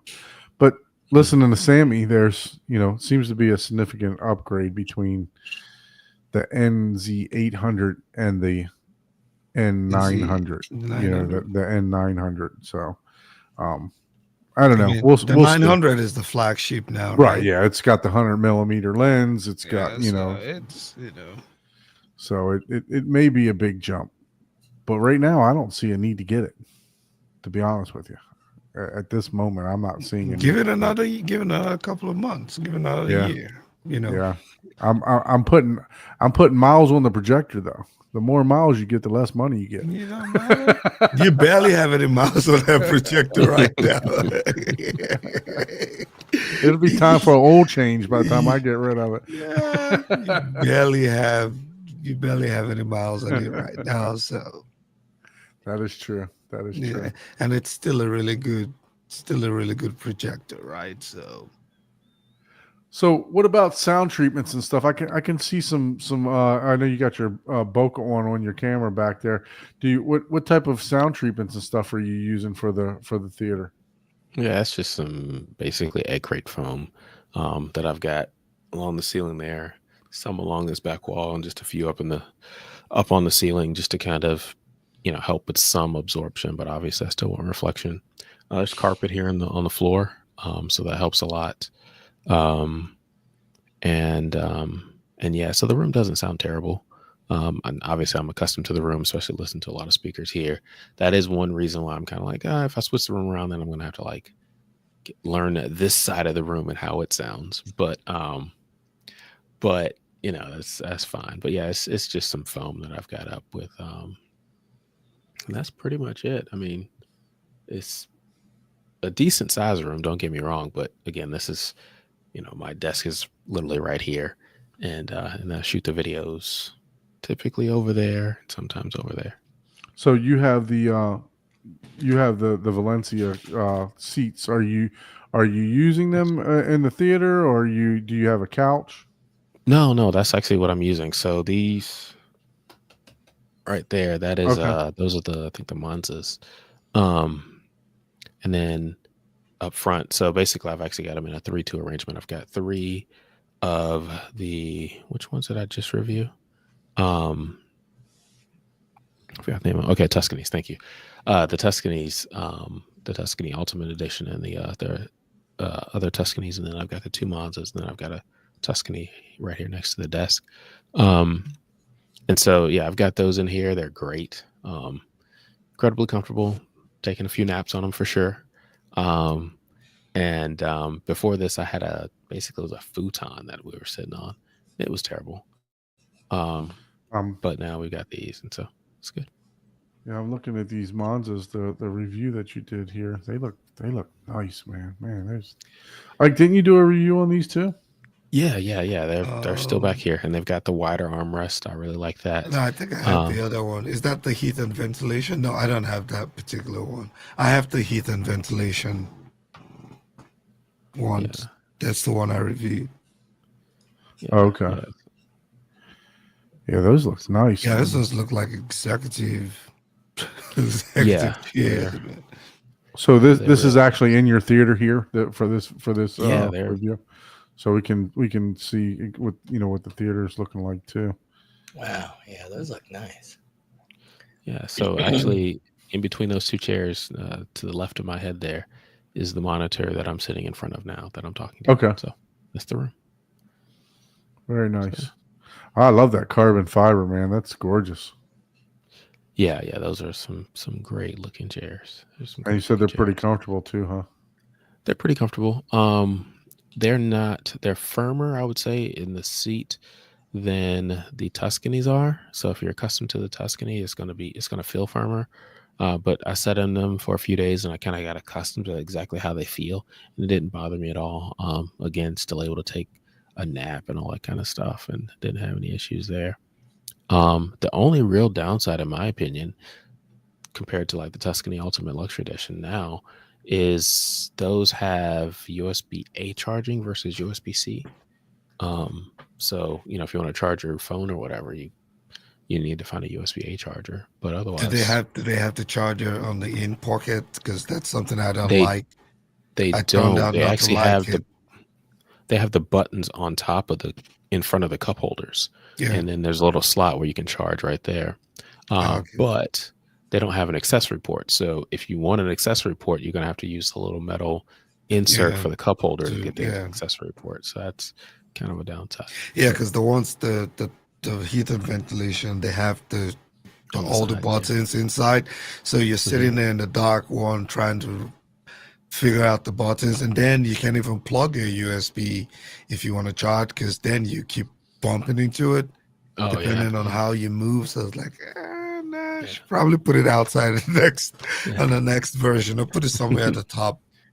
That'll be much better, because then you probably run into a lot of people having issues with the USB charging port. It stops working because they bump into it a couple of times and that thing probably just gets loose. So yeah, I guess it's possible. I haven't had those issues. I mean, I try to charge, honestly, they charge a lot of things. They'll charge your iPad. I've had them actually, when I'm shooting over there, I've had them charging my camera with a longer USB cable that way, and they've kept the camera charged and stuff like that. So I mean, they work pretty well, and I haven't had any issues with them going out, but I could definitely see that being an issue with them being right there on the side. Yeah, so my seat crafts, they have just exactly what you're talking about. Like, all the buttons are on the inside, the charger ports on the inside. I know exactly what you're talking about. I wish that they were on the top, kind of like the ones that we just saw. Cody reviewing.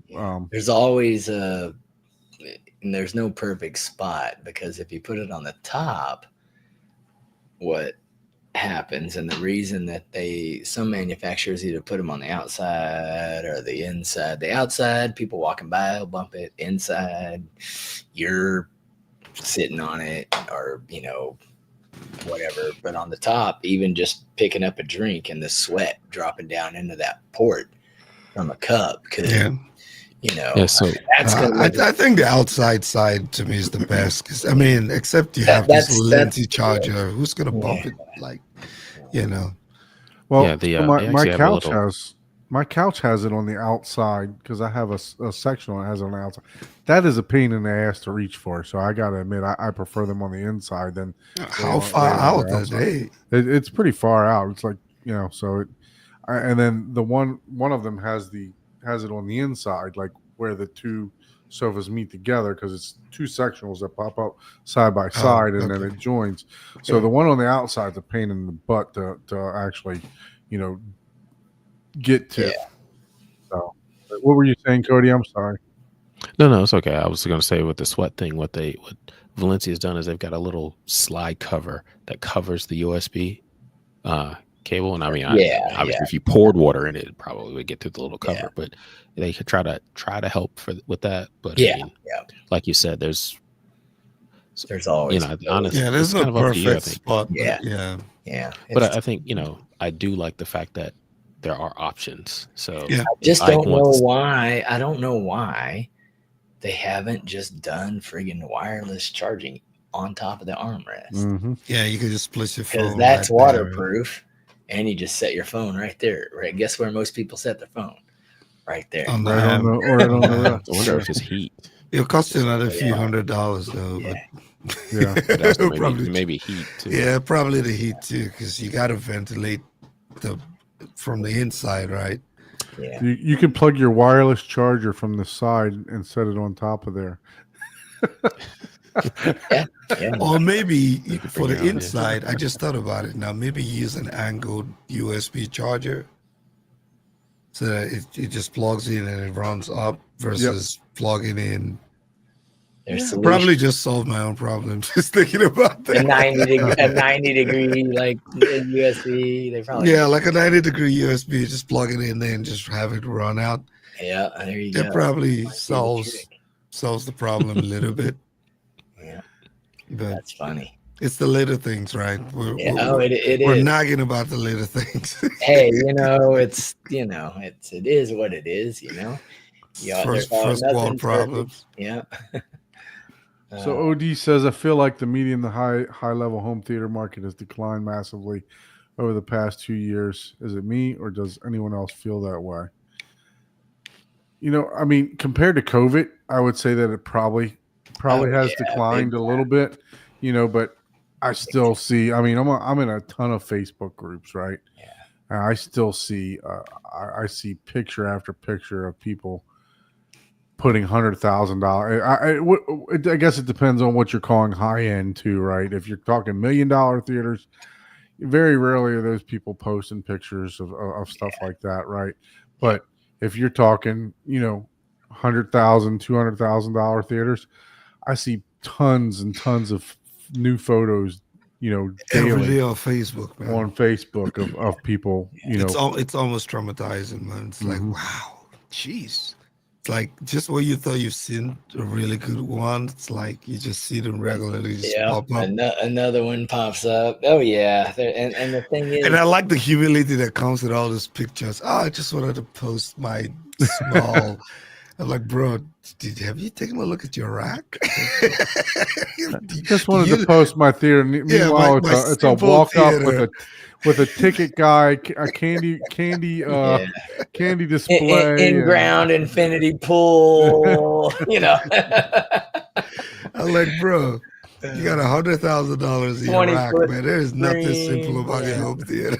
You're like, that projector costs more than my house and everything in it. Like, okay, yeah. Way to be humble. So I mean, OD, I would say yes, you're correct. Over the past couple of years, because of COVID, everybody was building everything during COVID, right?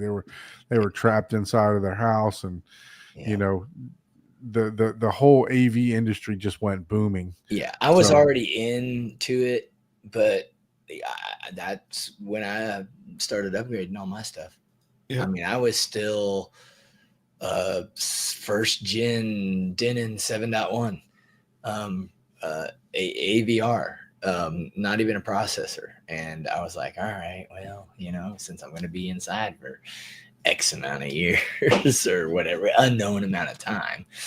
I did exactly that. I started my upgrade. So Yeah, and I mean, I think there's just a lot of people out there too that we're probably not seeing them on Facebook, and The algorithm is not they're I not mean, seeing them on Facebook or YouTube. But and again, Hollywood has just been producing crappy movies. if I unsubscribe, to someone, I start seeing their content pop up on my feed more. Yeah. I'm like, what the? Do you want to subscribe from my channels? Yeah. I already talked to you enough. You assume I'm a subscriber. Like, wait, what? Touche. Yeah. I guess I better go subscribe. Yeah, I walked right into that one. But I think that's a perfect segue, right? If you were watching, please do all that, fun stuff that YouTube likes us to do. Like, share, subscribe. Go subscribe to Cody's channel, subscribe to John's channel, and subscribe to my channel. And we would definitely appreciate that. I'm trying to get to 1,000. Yeah. I'm not rushing it, but if I get there, I get there. But trying to get to the 1,000 mark. If you guys could shoot me a subscribe, I definitely would appreciate it. This is what I do. The Thursday nights. I was telling Cody backstage that I'm not shooting a whole lot of videos right now, and I wanted to shoot. Believe it or not, I wanted to shoot a lot of the progress of the home theater, but it comes to a point where I'm just like, you know what? I got 2 hours. I want to make the most of those 2 hours. I don't want to have to worry about going back and editing video. And you guys don't want to see me cussing and stuff like that when I had to put that rack together anyway. Right. So when I bet you that's what you have DaVinci Resolve for. Just, like I told you, just put the camera in a corner and just let it capture the room. That's what DaVinci Resolve is for, right? Until it AI does it for me, then I don't want to spend the 5 hours doing it. So yeah, I agree. Yeah. But if you're watching, we do this weekly. Yeah. And we try to get a home theater tour. We've had $1 million and thousands of dollars and all ranges of home theater tours. Yeah. But if you would like to be a guest, please send us an email at hometheaterhublive@gmail.com. We want to be able to, get to know you, get to talk to you, get to showcase your home theater, talk about your experience, your journey, and come on the show. We're needing guests. It's just March and we got a long way to go for the year. So feel free to reach out. As you can see, it's a laid back, conversation style. And we just talk and make fun of Don's theater every once in a while. But yeah. Soon to be. So next week we have Lumigen coming on, Jim from Lumigen. Yep. And then we do have a guest scheduled for the 3rd. And then I may have somebody scheduled again for the 10th, just not confirmed yet. But hey, like I said, shoot us an email at hometheaterhublive@gmail.com to be a guest and just show off what you've done. It doesn't matter if you got a sound bar. It doesn't matter if you're whatever you enjoy is what we want to celebrate and what we want to show off, and just have somebody new to talk to about home theater stuff. Right? And most importantly, your story, right? We want to get to talk about your story, your journey, and how you got to where you are. And who knows, you might just be living down the street from one of us.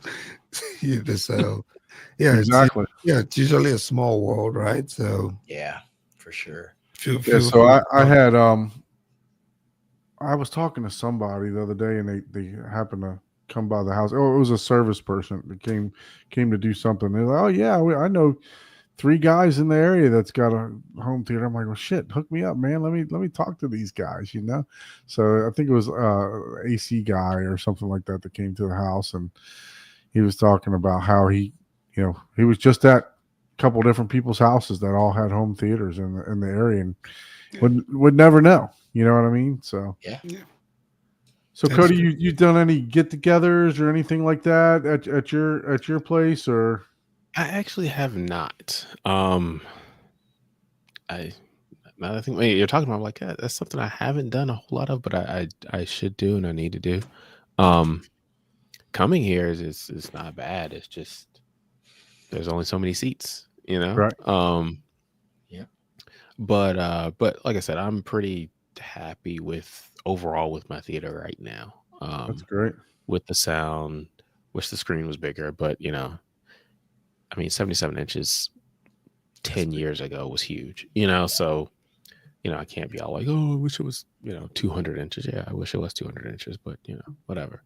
I And went honestly, to Bill's theater. Bill's been on the show a couple times. He was with the Mhm. Revolution, and he's got an 85 OLED. You know, and I mean, I didn't feel like I was underwhelmed, and by no means with that. You know, with the TV or anything. You know, I was sitting close enough to get the same viewing distance, and it's all relative to yeah, seating distance. And yeah. So speaking of that, I give Cody our question that we ask. What do you think Okay. that? So, yeah, we ask guests every week on the show, what are the top five things that you have learned or mistakes you made? What would you consider the top five priority if you are building a new theater, right? So you're a newbie in the game. What are the top five things you'll consider? And it probably doesn't have to go 1 through 5, but you know, it can be 5, 4, 3, 2, 1. But what are those things that now you know, and you would advise someone who is getting into the hobby to pay attention to? I would honestly, the first thing when you ask me that question, first thing I think of is build your theater for yourself. Like your own gear. I have, you know, I've been fortunate enough to see and hear a lot of gear here in this room, and I'm not going to say everything was for me, but I could tell that it's for somebody. And I think a lot of people, you know, they watch the different videos, they're on the different forums and everything, and there is a lot of FOMO. Oh man, I wish I could get this because then that would make this so much better. And it's kind of like, yeah, just enjoy your stuff. You know what I mean? I mean, let's be real. If you're watching movies on a 13-inch CRT, but you're enjoying yourself, well, that's you. You know, I Yep. was a kid. I had a 13-inch TV. That was what I had. That's what I watched TV on. You know, you're a gamer, man. Those CRTs, people are trying to buy them for like $3 to $4 grand. You know, like it's insane. right, right, right. Like that experience, you know. Yeah, yeah, and then that's so I think that's the first thing is just enjoy, you know, the experience. And I would also say, you know, don't go over your budget.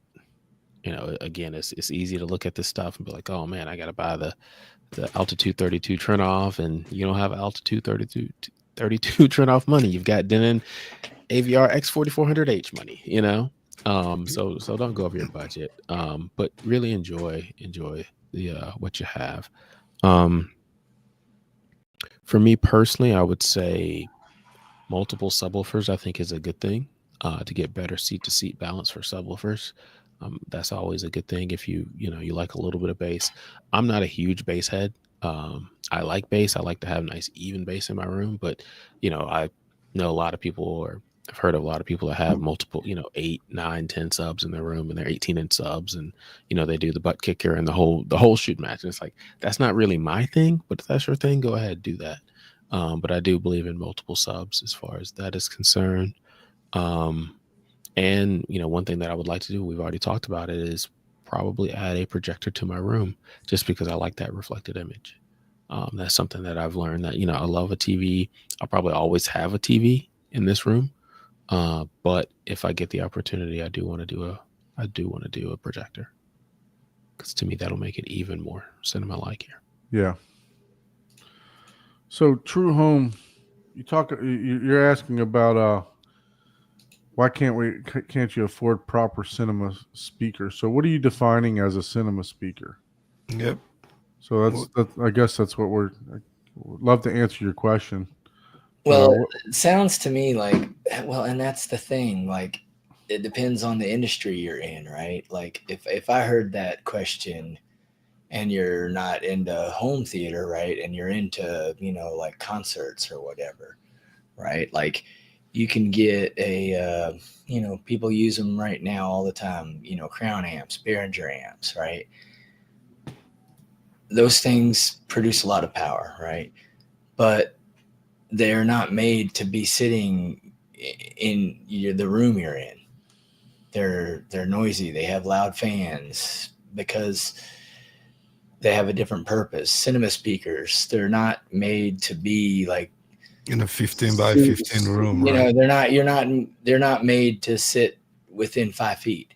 There is no cinema nowadays, or what people would envision as cinema, more than 5 people that have where you don't need that. Now, yes, they do make them, right? So like they make some of those smaller theaters that only have like maybe 20 in there, and they have like Meyer sound, but they don't need that. It's just they bought the package. When you buy 1,000 speakers, you're not going to say, oh, well, let me go to Best Buy and buy the setup for this one little system. So, and it's all relative. Like I literally have cinema speakers in my theater, like legit cinema speakers.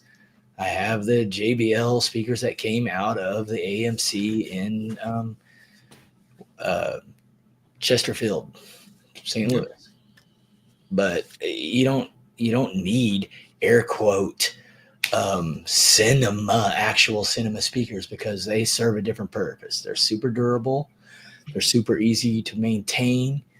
As far as some of that stuff, you have parts and stuff for them. It's a consumable product that gets replaced all the time or whatever, because it's in a cinema. It's a different niche. It's a different product. Now, if you're talking about, why can't you afford a real home theater speaker that's per listen or whatever this stuff, well, then you get into a whole science debate of, is there really that much difference between a $100,000 speaker and a $3,000 speaker? But other than that, if you can't afford that and you're just rocking Jamo speakers, it's about the experience. So it's a hobby for most, right? Yeah, it's all about a hobby. Hobbies don't always require extreme toys. It's no different than if you do something. I'm just gonna make something up. If you're into art, right? It's like, hey, I want to start drawing. Yeah. You don't friggin' day one pick up a pencil and start drawing the most amazing things ever. You learn how to do the same thing with this. You're just experiencing stuff. And you know what? If your budget says, hey, this is one, you might spend $600 theater in a box and be like, oh, it's like, I'm not into it that much. I'm glad I didn't spend $5 million on this.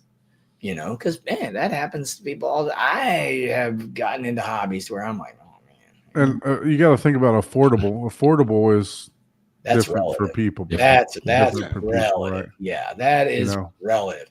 Affordable when I was in my 20s. Yeah, I would have been like, whatever. I own the theater down the road. What are you talking about? I don't have a home theater. I just have a theater. Yeah, exactly. So certain things in life can happen to people. You could. And now that's not true. By the way, I was just making a joke. Yeah, no, but affordable is like you said, it's subjective, right? So, you got some people that are, and a lot of the times buying actual theater speakers, you have to be a business. You can't, you're not just calling or walking down to, Walmart or Best Buy or any online store. Even they'll say, okay, well, what's your business? They only sell to businesses. So, and as we've said several times on this channel, right? We've been to M-Wave.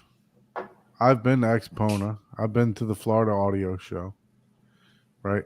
Yes, there's a difference musically in all the speakers that I hear, a 2-channel setup, right? Or most of the speakers. But however, when I went from the Gramani room to the Ascendo room to the RBH room, they're being processed by that Trinoff processor or that Storm processor. They're making those speakers sound pretty much alike with how their algorithms is Yeah. working and stuff And like that, that. and that's my thing. It's like people have some speakers, right? They'll like, it's kind of an oxymoron almost. It's like, oh, I have the best speakers, right? And then this other person has the best speakers, but yet they do have their own sound. It's Right. like, okay, who's correct? I mean, So to me, one of you is wrong, or one of you is right, or it's just, well, they just have a different flavor, just like, eating a steak. Some people like it rare, some people like it well done. Now, it's just everybody has their own flavor. what do you think on that, Cody? I think I agree with what you guys are saying, which is affordable it depends on what you can afford. And I don't advise anybody to go outside their budget for anything, really. Because I mean, right now we're in the springtime, and some days it's warm, some days it's cold. And if it's warm in here, I want to be able to turn my air on and sleep comfortably in my home. And I wanted to be able to do that because I can afford my situation here. I don't want to have so much money tied up in my home theater that I can't enjoy some of the normal things in life. Yeah. Right. Take my wife out, to dinner on her birthday and stuff like that. Right. So be able to afford what you can afford. And, if somebody doesn't like my choice, well, you don't live here. Yeah.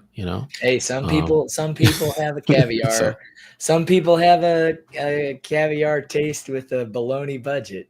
Right. I mean, that's just sorry. And even if you have budget, right, you got to make sure you spend your money on what you would probably end up liking, because like Wade is saying here, you don't want to spend money buying, a particular set of speakers and then you just not like them. And then now you got to put it on Facebook Marketplace or, the AVS forum for somebody to buy them.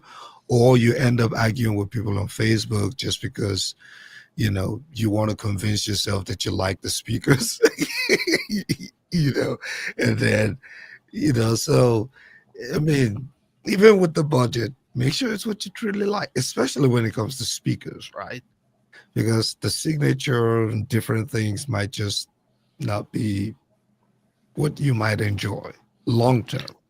Yeah. Right. Yeah. I mean, If you go to a concert, if you go to a demo or you visit somebody's theater, you're only there for a couple of hours. There's a huge difference between coming to my home theater, listening to my speakers for 2-3 hours and living with the same speakers in your home for a year.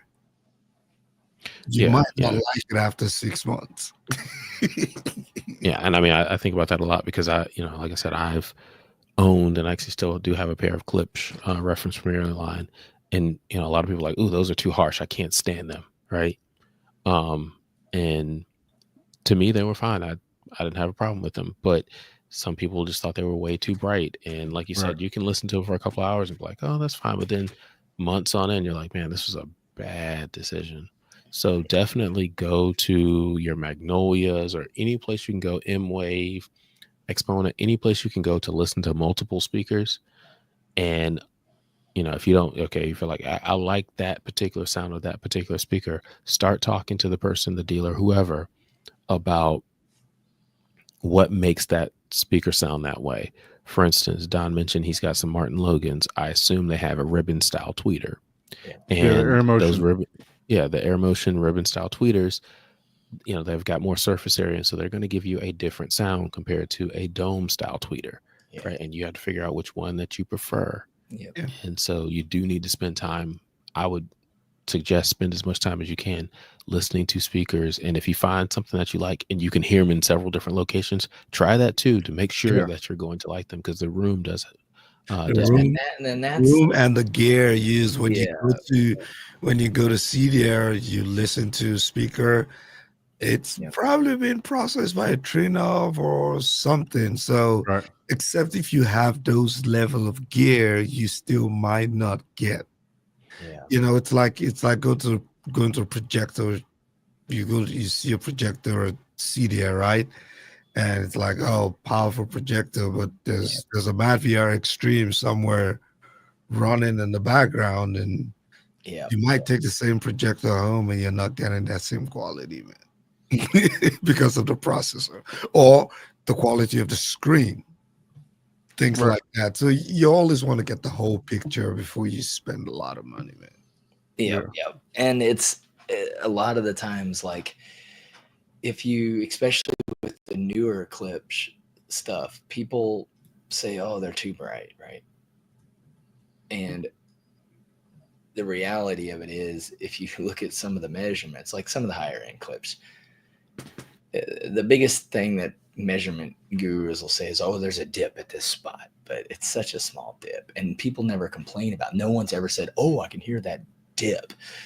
They complain about them being too bright. In reality, a lot of other speakers that they, you know, lust after are brighter, but Clips just has this bad name for that because their entry levels are super affordable, darn right cheap, and they do have a narrow dispersion pattern. So some people don't like the sound of that. But the biggest thing, what makes speakers, especially horn-loaded speakers like that, sound bright is you don't have enough room treatment. That's almost always the reason. Plenty of absorption. Yeah, you're just like, well, yeah, if 8Ks bouncing around in your room 12 times, it's like, yeah, it's gonna sound bright. Yeah. But to his second question, he was asking about, taking a home speaker and a cinema speaker. Well,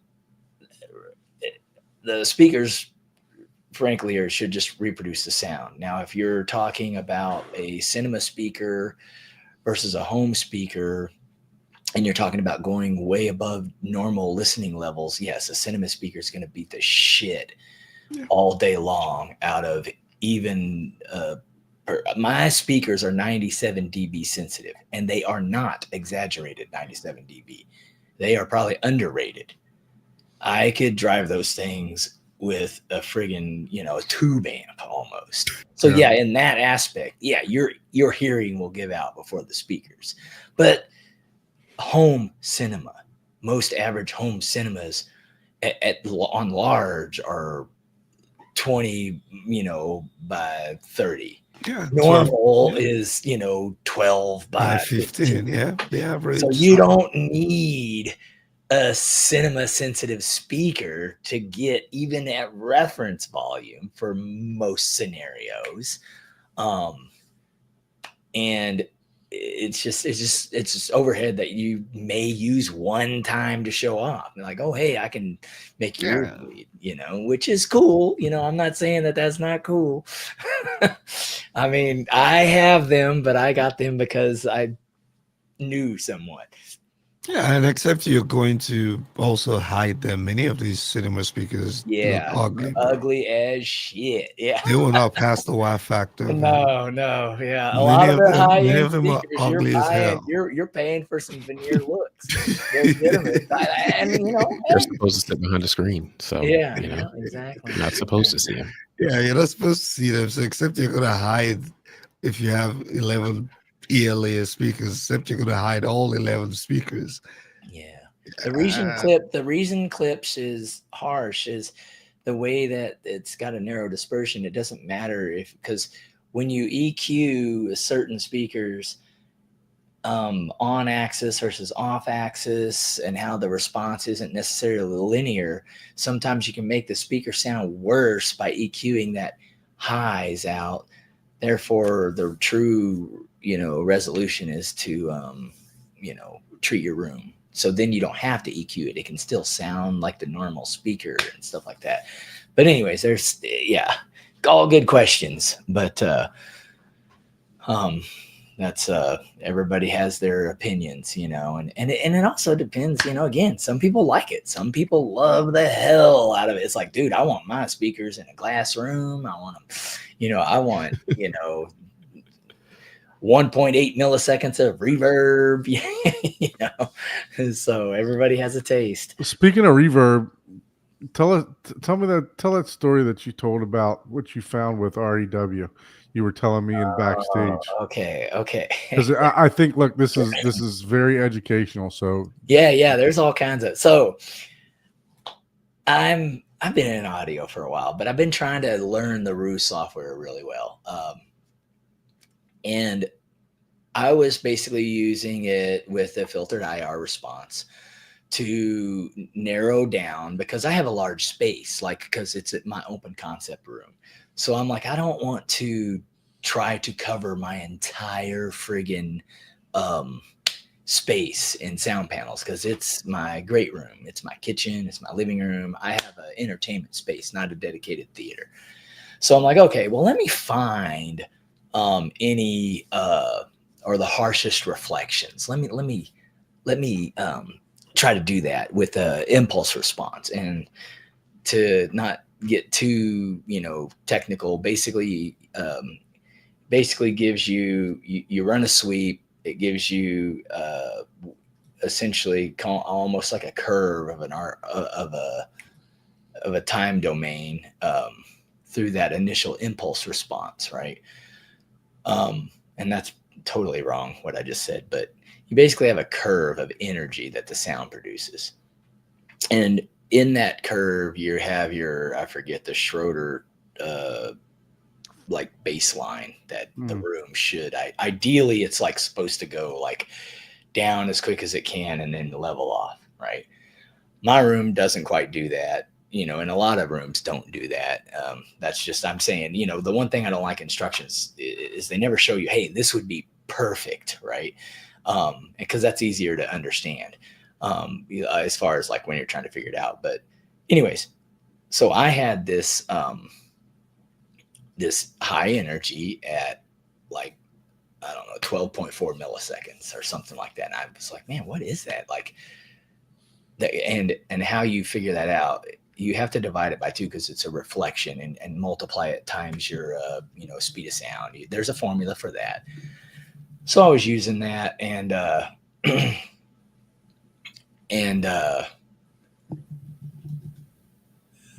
I was not, it wasn't making sense, because I was like, well, that could be this.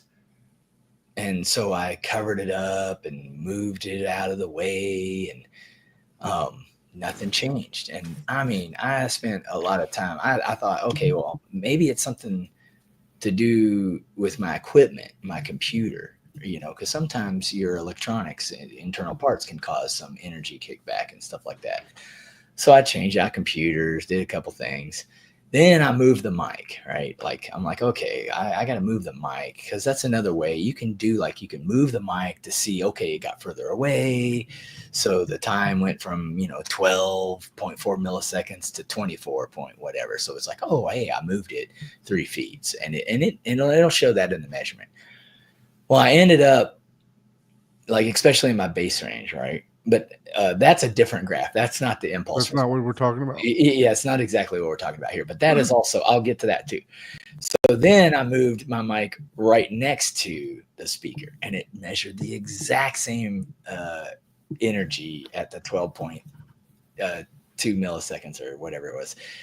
And I was like, wait a minute, and that's how I got that backwards. I did that, and then I was like changing out gear and stuff like that. And I don't remember why I did it, but I removed it from the mic stand, and then I measured it, and now all that energy went away. And I was like, oh, what the fuck? I was like, it was the mic stand. I have a mic stand that's for like live performance. So it's like this heavy duty, like steel tube.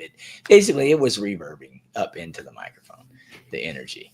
So I was like, oh my God, you got to be kidding me. Now, then I went back and looked at my RT60 decay time, which is what I showed, the before and after. I was like, okay, well, now I need to look back at my other measurements, because I've always looked at that and I was like, man, is the software kind of weird or what's going on? It was like, no, it was my friggin' ignorant ass using a crappy ass stand for measuring, which I looked at, like, basically I went from like 2 seconds of delay in some of the bass range to like, basically everything's below like 400 milliseconds. If you look at that before and after, I was like, holy crap. Yeah. So that's my before, right? And then there's my after. Just by removing the damn mic. I didn't change shit. Not even the position. That was just the damn mic stand. Wait, go back to the before. Holy crap. Yeah. Yeah. That's almost from in the other mic stand. direction. Can you zoom it? That's a whole. Don, if you hit the plus below, can you enlarge the picture? Yeah, but it was funny. Yep. Yeah, right now. So true home theater. So what I'm doing now is I'm actually making a mic holder for the U mic. Like, I know you can buy them online, but they're like $60-$80. And I'm like, well, shoot, that's another product that I can just make for my shop that I'm going to have. And I'll have like very little, I'll do like a TPU rubber, like where there'll only be 3 points, like top and bottom holding it, and then 2 separate arms. Just, I'm not going to reinvent the design. I'm just going to make my own just specifically for the U mic. Yeah, that's an interesting difference, man. That's a hell of a find, is what it is. You know, because I would have never, you know, I would have never thought of, you know, hey, the mic stand was the mic stand last is thing resonating. that I was doing. And at first, since I wasn't moving the mic around or switching out equipment, I was doing which a lot of people don't know this, or a lot of people do that are in the industry, they think, well, that's like the basics. But another way of, like, if you're using the impulse response to try to find reflections, you just take like a big blanket, heavy blanket, right? And then you just kind of, you know, sit behind it or sit to this, you know, the direction. Then you know exactly, oh, okay, hey, it's 6 feet, but I know it's on the right side of the mic or whatever. Or you'd like go over it, right? Like, and then to find out, you know, you just hold it 6 feet in the air and use a blanket. It's like, oh, okay, that energy completely went away. So it's like, oh, okay, I need ceiling treatments. Okay.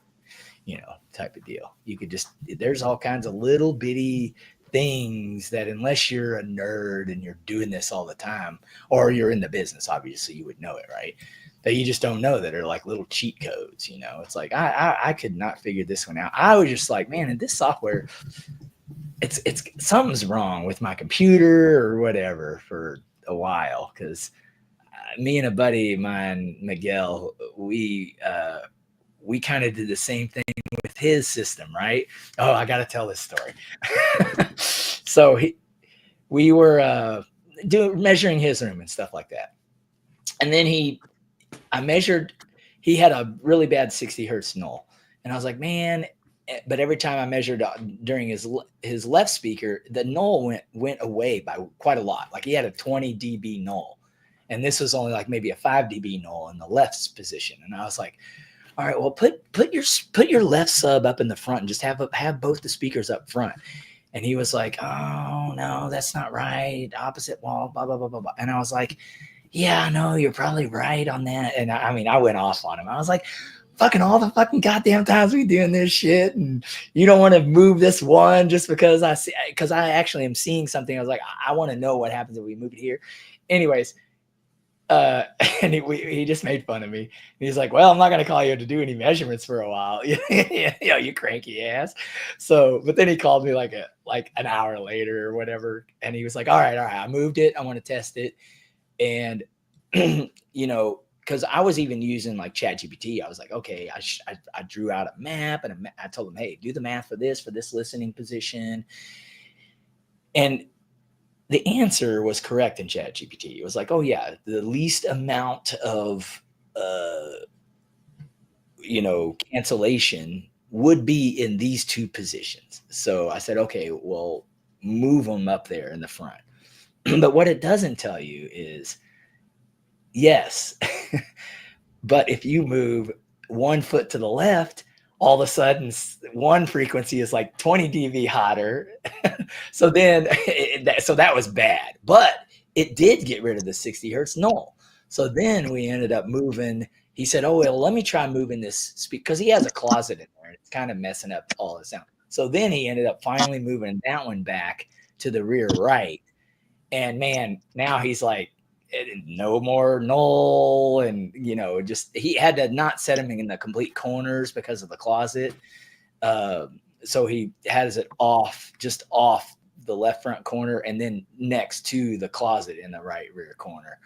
So they're kind of exactly opposing. And now his bass is the same across every seat. We're talking within 2 dB of, you're not even going to be able to tell now. And he doesn't have the null, but it was funny because we were just nerding out on it, but I was like chasing the whole mic thing down for a while, not figuring out like, what the hell? That's never caused a problem with karaoke or singing, by the way. The Shure SA58s never gave a ring back, from that mic stand. But anyways, so long story short, that's crazy. I'm making something for it. So, but it's just all fun, but Mr. Abe, welcome to the party, sir. Howdy, guys. How you guys doing? We are doing fantastic. How about yourself? How about Doing you? good. I wanted to chime in earlier, but I was still working at the job site for the client here in Indiana, getting that theater done and just getting it cleaned up. And I was beat, so I was like, I got heading back to the Airbnb and just chill. So I was gonna try to call in from there, but I was like, but I got to take a lot of pictures, so I'll send it to you. Oh, nice. Yeah. You said you already sent them to me? No, I hadn't sent them to you yet. I'm about. Okay. Was going to. Yeah, that'll be nice. You could walk us through what you got going on over there. Yeah, I can see if I can do it on my phone. What y'all was talking about tonight? I know I wanted to get in there earlier, but I kind of missed out. So we've been highlighting Cody. Cody's been in the YouTube for a little while here, and how you doing, Cody? I'm good, Abe. How are you? Good. Sounds like you're getting some work done, which is not a bad thing. No, right? We worked 4 days straight till like 1 o'clock in the morning. Wow. Dang. Yeah. Hopefully you at least slept in till 8. Hopefully you had donuts and coffee the next morning. I'm definitely running a sleep deficit. In fact, I'm trying to look at my phone, figure out where the heck those pictures are that I have one of my installers send me, but somewhere. I don't know. I have to send. Yeah. So those of you that don't know, Abe is a home theater designer for 3D Squared. We went through his website. I mean, just some phenomenal theaters that they put together. Some award-winning theaters that they design for other integrators, and so Abe is always a wealth of knowledge when he comes on the channel. And one of our listeners actually contracted Abe to redo his theater for them once he saw them on our show. So and that client loves you guys. Yeah, he loves the show. He learns a lot, and so it's so he definitely wants to be on the show. So when we go to premiere it, when it's all done, he's like, I want to be there for that one for sure. Awesome. Okay. We're looking forward to it. Just let us know. So we'll get it scheduled. I'm so eager. I've been wanting to find out who this is, but we don't even know, because we don't even know who this is. But thank you for supporting us, and we know Abe is going to do you well in the theater. So he's happy. So today we finished out the pre-wire. So we first kind of had to basically take everything out that the other AV company did and ran all new wiring. I don't like to use anybody else's wire. I want to use my own wire. So, right. So we rewired everything, and then we've got it's going to be amazing. It's an 11.4.6 Dolby Atmos system in a theater above the garage. Nice. And it's all JBL synthesis. And I talked to him, and we actually originally he had some original deep sea sound subs up front, which were good and everything, but to keep it authentic JBL synthesis, so he can get the certification that they have and everything. And we're going to have JBL's engineers come out and custom calibrate everything. We talked him into swapping those out with the SSW2s. So we've got 2 SSW2s up front. Wow. So the front. And then those are some big boys. They are some big boys, and they're sitting packed up in his garage right now. And we're both so eager to unwrap them. So I might need you to shoot an unboxing for those. I was thinking about that. I should probably do that. Yeah. So when I start to unbox those and put them in place during the build, yeah, I'll do that. Which I think is going to be insane for that rim. It's going to be great. Good. That's going to be awesome. I can't wait to see the end result. I'm sure he's just as happy too. So what wiring? What kind of wiring are you using? I'm using. We've got Tributaries 10 gauge. Got 10 gauge going to the front, and then we've got. I like using the Liberty Ultra Cap 12.2 going in wall to all of his main speakers, which is plenty. It's a great cable. It's very well made, and it's a good value, and that's a good one to run.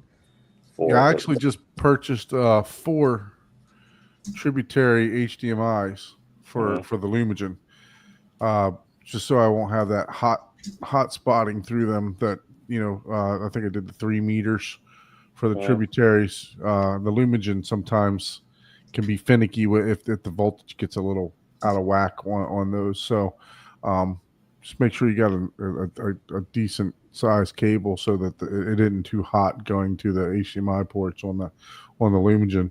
Actually, Jim will be on next week to talk about that. Yeah, that's exciting. I can't wait to see that. I've known Jim for years, so it's kind of interesting. He'll be a wealth of knowledge as well, a lot more than I am. He knows so much.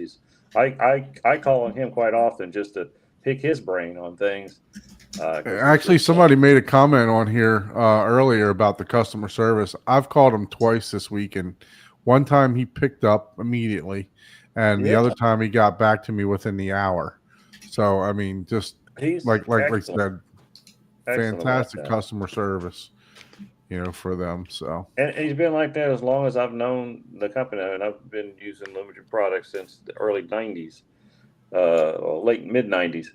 And I can always ring the phone and Jim picks up, so it's a great thing. So he's a great guest. I think that'd be a nice show. Absolutely. Very good show. So did you do any video wiring or just all audio wiring? Well, the whole thing. So we've got, we ran through the projector. We've got a Barco, we're doing a Barco Bragi CinemaScope projector and a custom projector enclosure.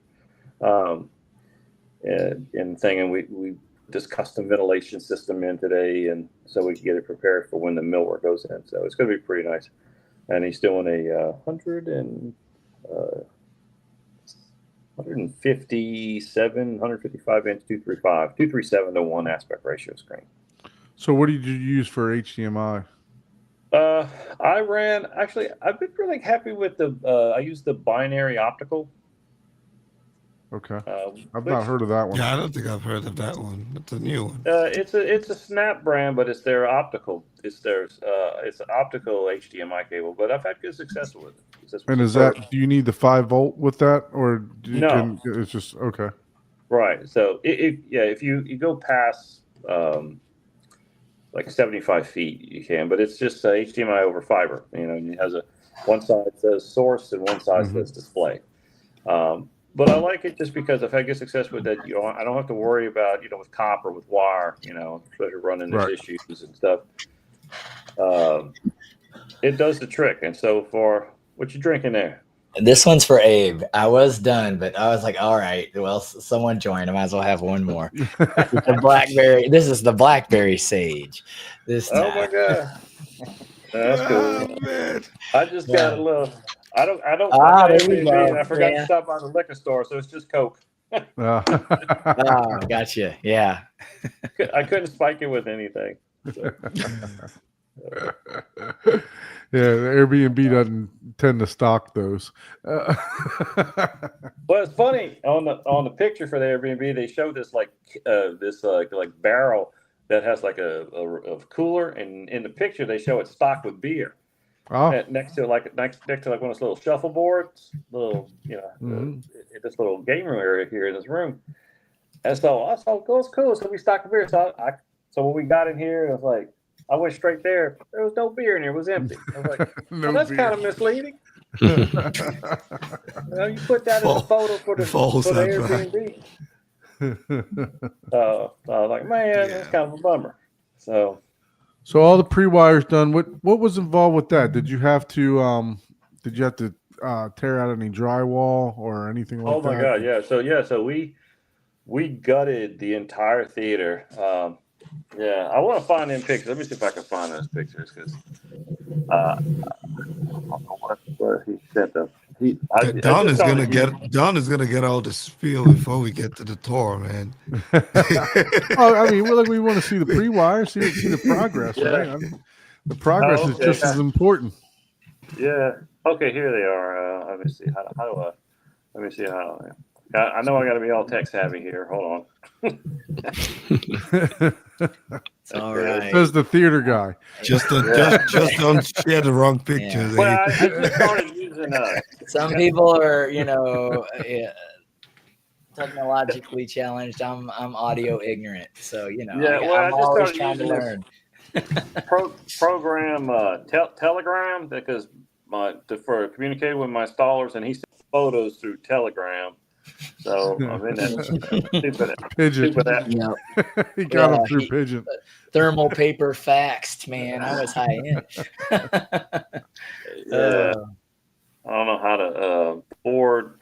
Okay. So down at the bottom, if you can hit present on the bottom. Is that mobile? Will it do it on the mobile? I'm not sure. I haven't tried it. I mean, you can send it to Don and we can share it on the next show. I'm still trying to figure out how to download it from the.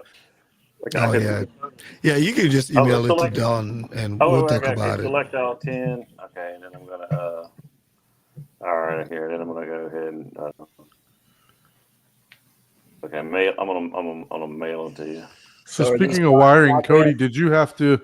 Was any of your room like pre-wired, or did you have to do all the wiring and stuff yourself? I did all the wiring under the carpet. Nice. There you go. I've taken that hit. And if I flip it around, unfortunately, I will have to redo it all. I don't know if I think I might have just sit you. So forgive me. You can do a trick. One of the tricks that people do is like baseboard. You can just take like a 6-inch or a 4-inch baseboard, right? And then a 1x1. You can do it in multiple ways, like a 1x1.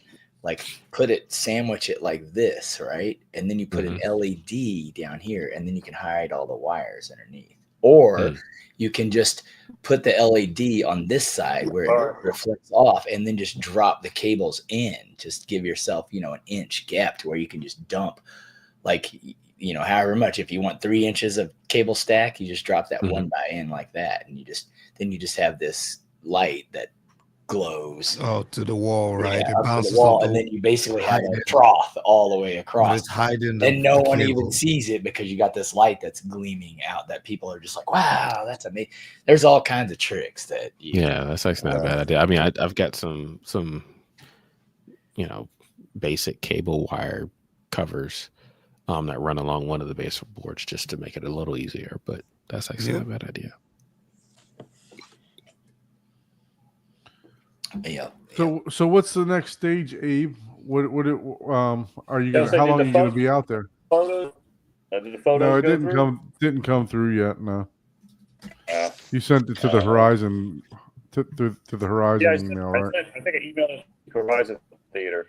Yeah. It hadn't came through yet. Okay. Forgive my it's all good. Ignorance on. So what's the next stage? So you are you out there for? So everything's no. Today was my last day. So we were here for 4 days straight doing the pre-wiring and everything straight, and then next we're going to come out next. Room could be so we basically took off all the existing drywall, and it was all spray foam insulation, which has been fun working with that for the last 3 days.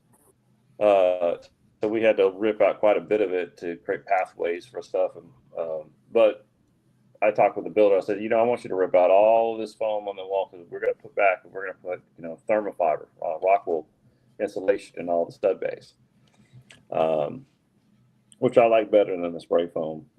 This is in a truss system over a garage, so it's just the spray foam was just like they had like a netting, and the spray foam was just to hold it in place. So if we're going to put batting in there, which will be a little bit better, and seal that. And we've got 2 layers of drywall with green glue going between for sound isolation.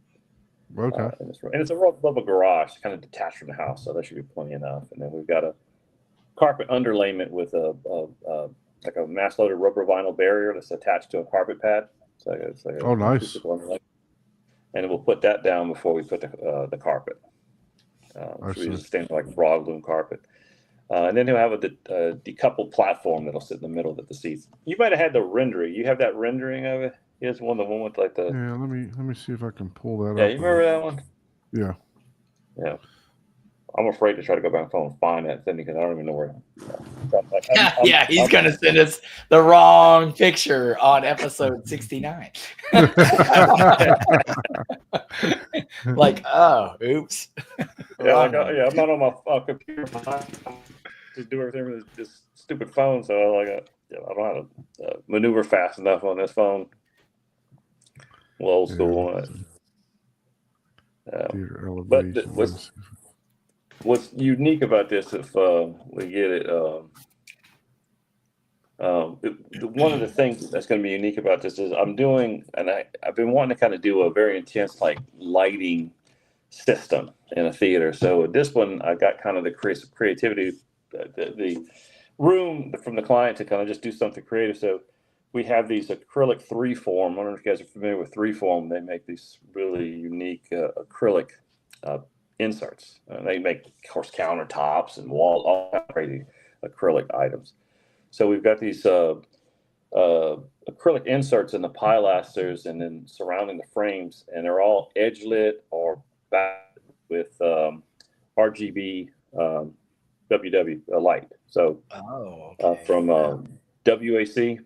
So we're using all WAC lighting, all their RGB lighting, and it's all controlled by their master control unit that Control 4 will communicate with. So he can change the color of all of it at the same time. So the cove lights, the pilasters, the poster surrounds, the platform lights all change color at the same time. So kind of create like a mood, whatever mood you want, you can kind of create it with that. So it's pretty neat. I wish I could probably find that rendering, but I got it. I'm gonna share it now. Okay. Yeah, you're faster than me there. So yeah.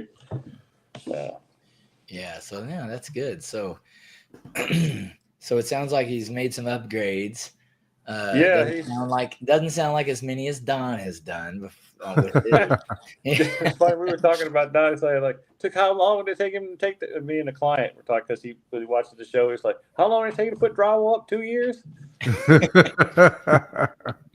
Yeah, it definitely did take me that long. So as opposed to I'm horrible with names. The guy that did it in 2 months, start to finish. Oh, Brian did a whole theater build. Yeah, whole. It's like 2 months? Yeah, 2 months, and it's a phenomenal looking theater. He's a professional. That's one I was telling you to. He's a professional contractor. Oh yeah, you were telling me about that one. Yeah, I need to go take a look at that one. Yeah, so someone that does custom kitchens and custom bathrooms, flat drywall ain't nothing for that guy. Framing and he's making high end, countertops and appliances, get all straight. Yeah. So a theater's like, it's a black room. You won't even see a half-inch gap in there, let alone a 1/16 of an inch. Yeah. Here we go. I got the rendering here, so let me share that. Yeah. So it's always kind of cool. So and I wanted to be more prepared for this, is have those, send you the pictures earlier so we can kind of show you this is kind of where it's starting. So this is the kind of rendering. Can you zoom in, Don? Yeah, I can barely. I'm looking at everything on this tiny little phone, so it looks super tiny. Yeah, just make it centered instead of. Hit that plus. We don't need to see our faces. Yeah. So let me do this. Yeah, and this rendering is a little dark. So this was a first rendition of it. I think that's the one I sent you when we did. This was the original preliminary design. That we did. That's actually pretty dang good. And then I had.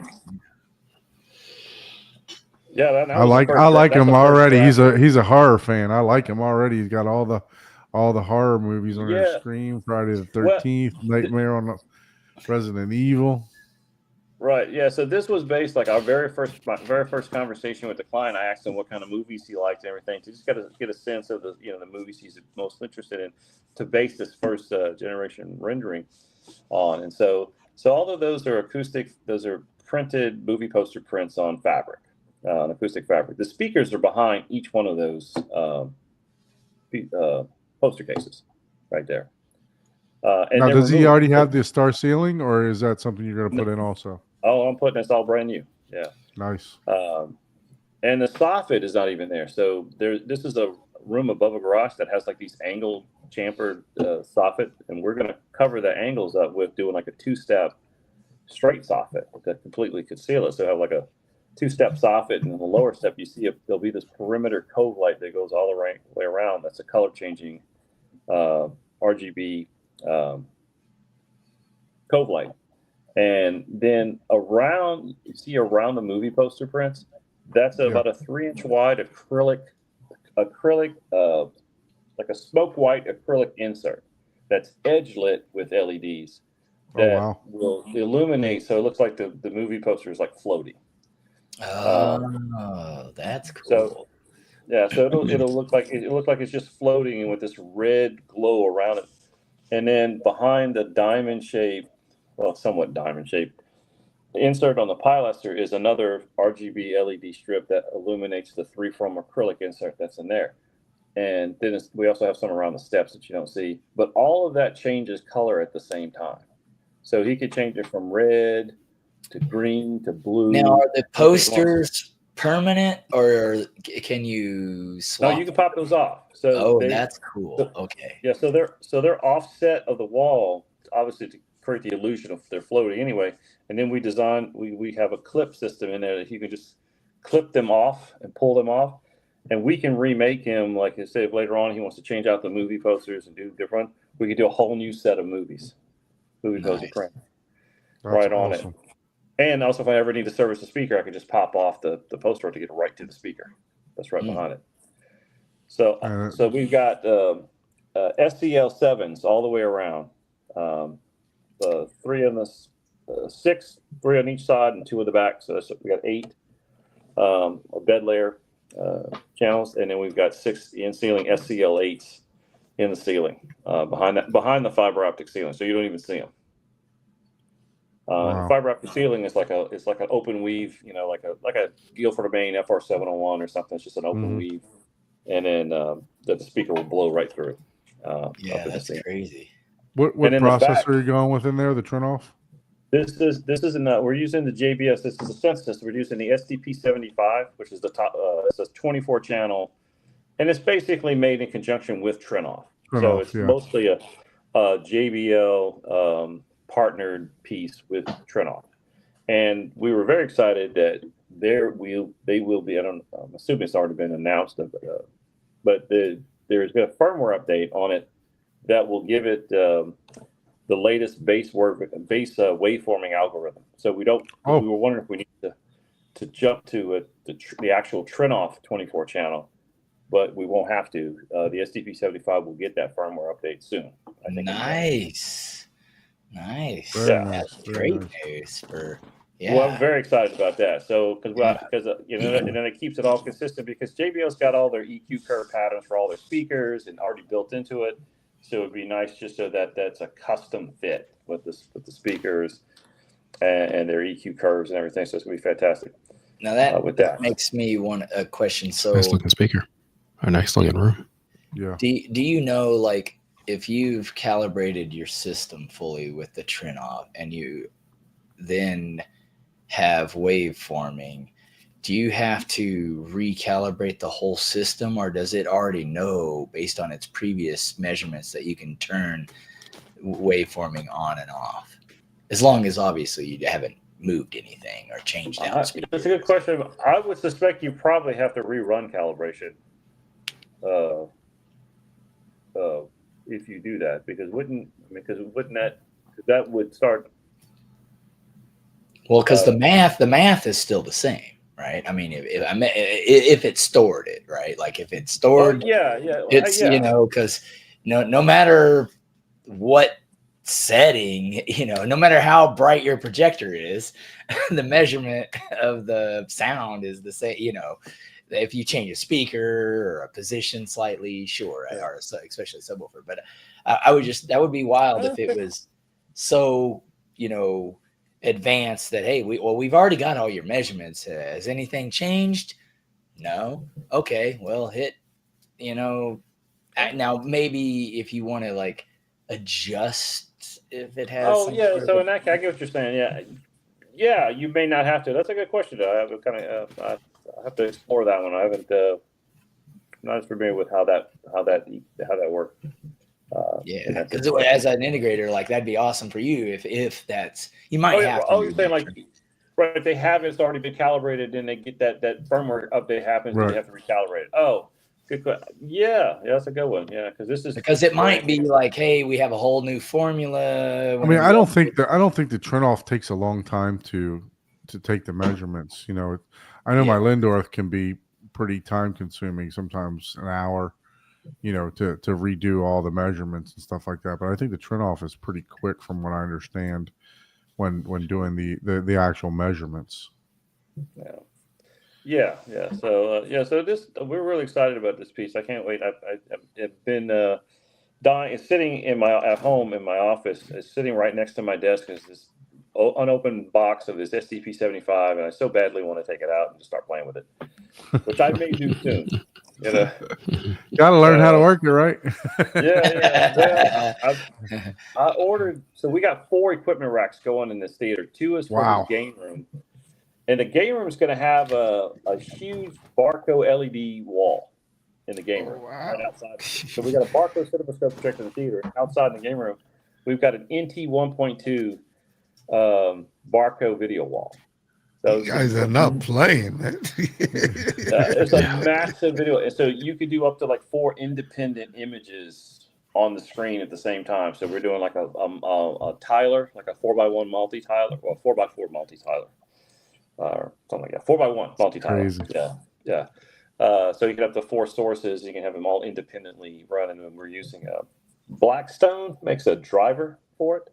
So that from his touch panel, he can, basically put whatever source to whatever part of the screen he wants and change the configuration however he wants. And it's massive video wall. Yeah, it's going to be cool. Time to add another trip to my flight plan. Definitely, when I get this set up, and I don't definitely sounds like something I want to go. You're going to get a remote tour and an in-person tour. I know, right? Hey. What area he lives in. You guys are going to join the show, and I'll be live there. We do our first live broadcast. All the way from. We're on set at. I know we're coming up on time here, so I really appreciate everyone joining this evening. Cody, thank you so much. I really appreciate you joining the show. I know that. Thank you for having me. This has been fun. Oh man, you're welcome. You got the invite, so you're welcome to join whenever you would like, sir. It gets addictive. So those of you that aren't a subscriber of Cody's channel, go over to Home Theater Hobbyist on YouTube. Subscribe to his channel. Cody's got a ton more subscribers than we do, so I'm sure. Check it out, Cody. Yeah, so you'll get a new subscriber right there. Look at that already. Look at it. I like it. Hey man, because of Don, I've discovered all kind of new people. So yeah, I enjoy all these podcasts, man. So yeah, head over to his channel and give him some support, show him some love. And Abe, thank you so much again for dropping in and sharing some progress on the theater that you're working on. I can't wait to look and see some of the build photos and all that stuff. So as usual, you're always welcome to come back and I love you guys. I love hanging out with you guys. I get to talk shop. That never gets old. Well, definitely appreciate it. And just like Ike said earlier, if you'd like to be a guest on the show, please shoot us an email at hometheaterhublive@gmail.com. Also, do all that great YouTube stuff. Hit the like, share, subscribe button for all of our channels on here. For the 69th episode, thank you, everyone. Cody and Abe, Cody, hang you on. Can hang on. Thank you, for a guys. minute, so. Yeah, thanks. All For right. all the great Hang on in the questions. green room. Take care. Yeah, appreciate it. Yeah. Appreciate Yeah. everything. Yeah. Good time.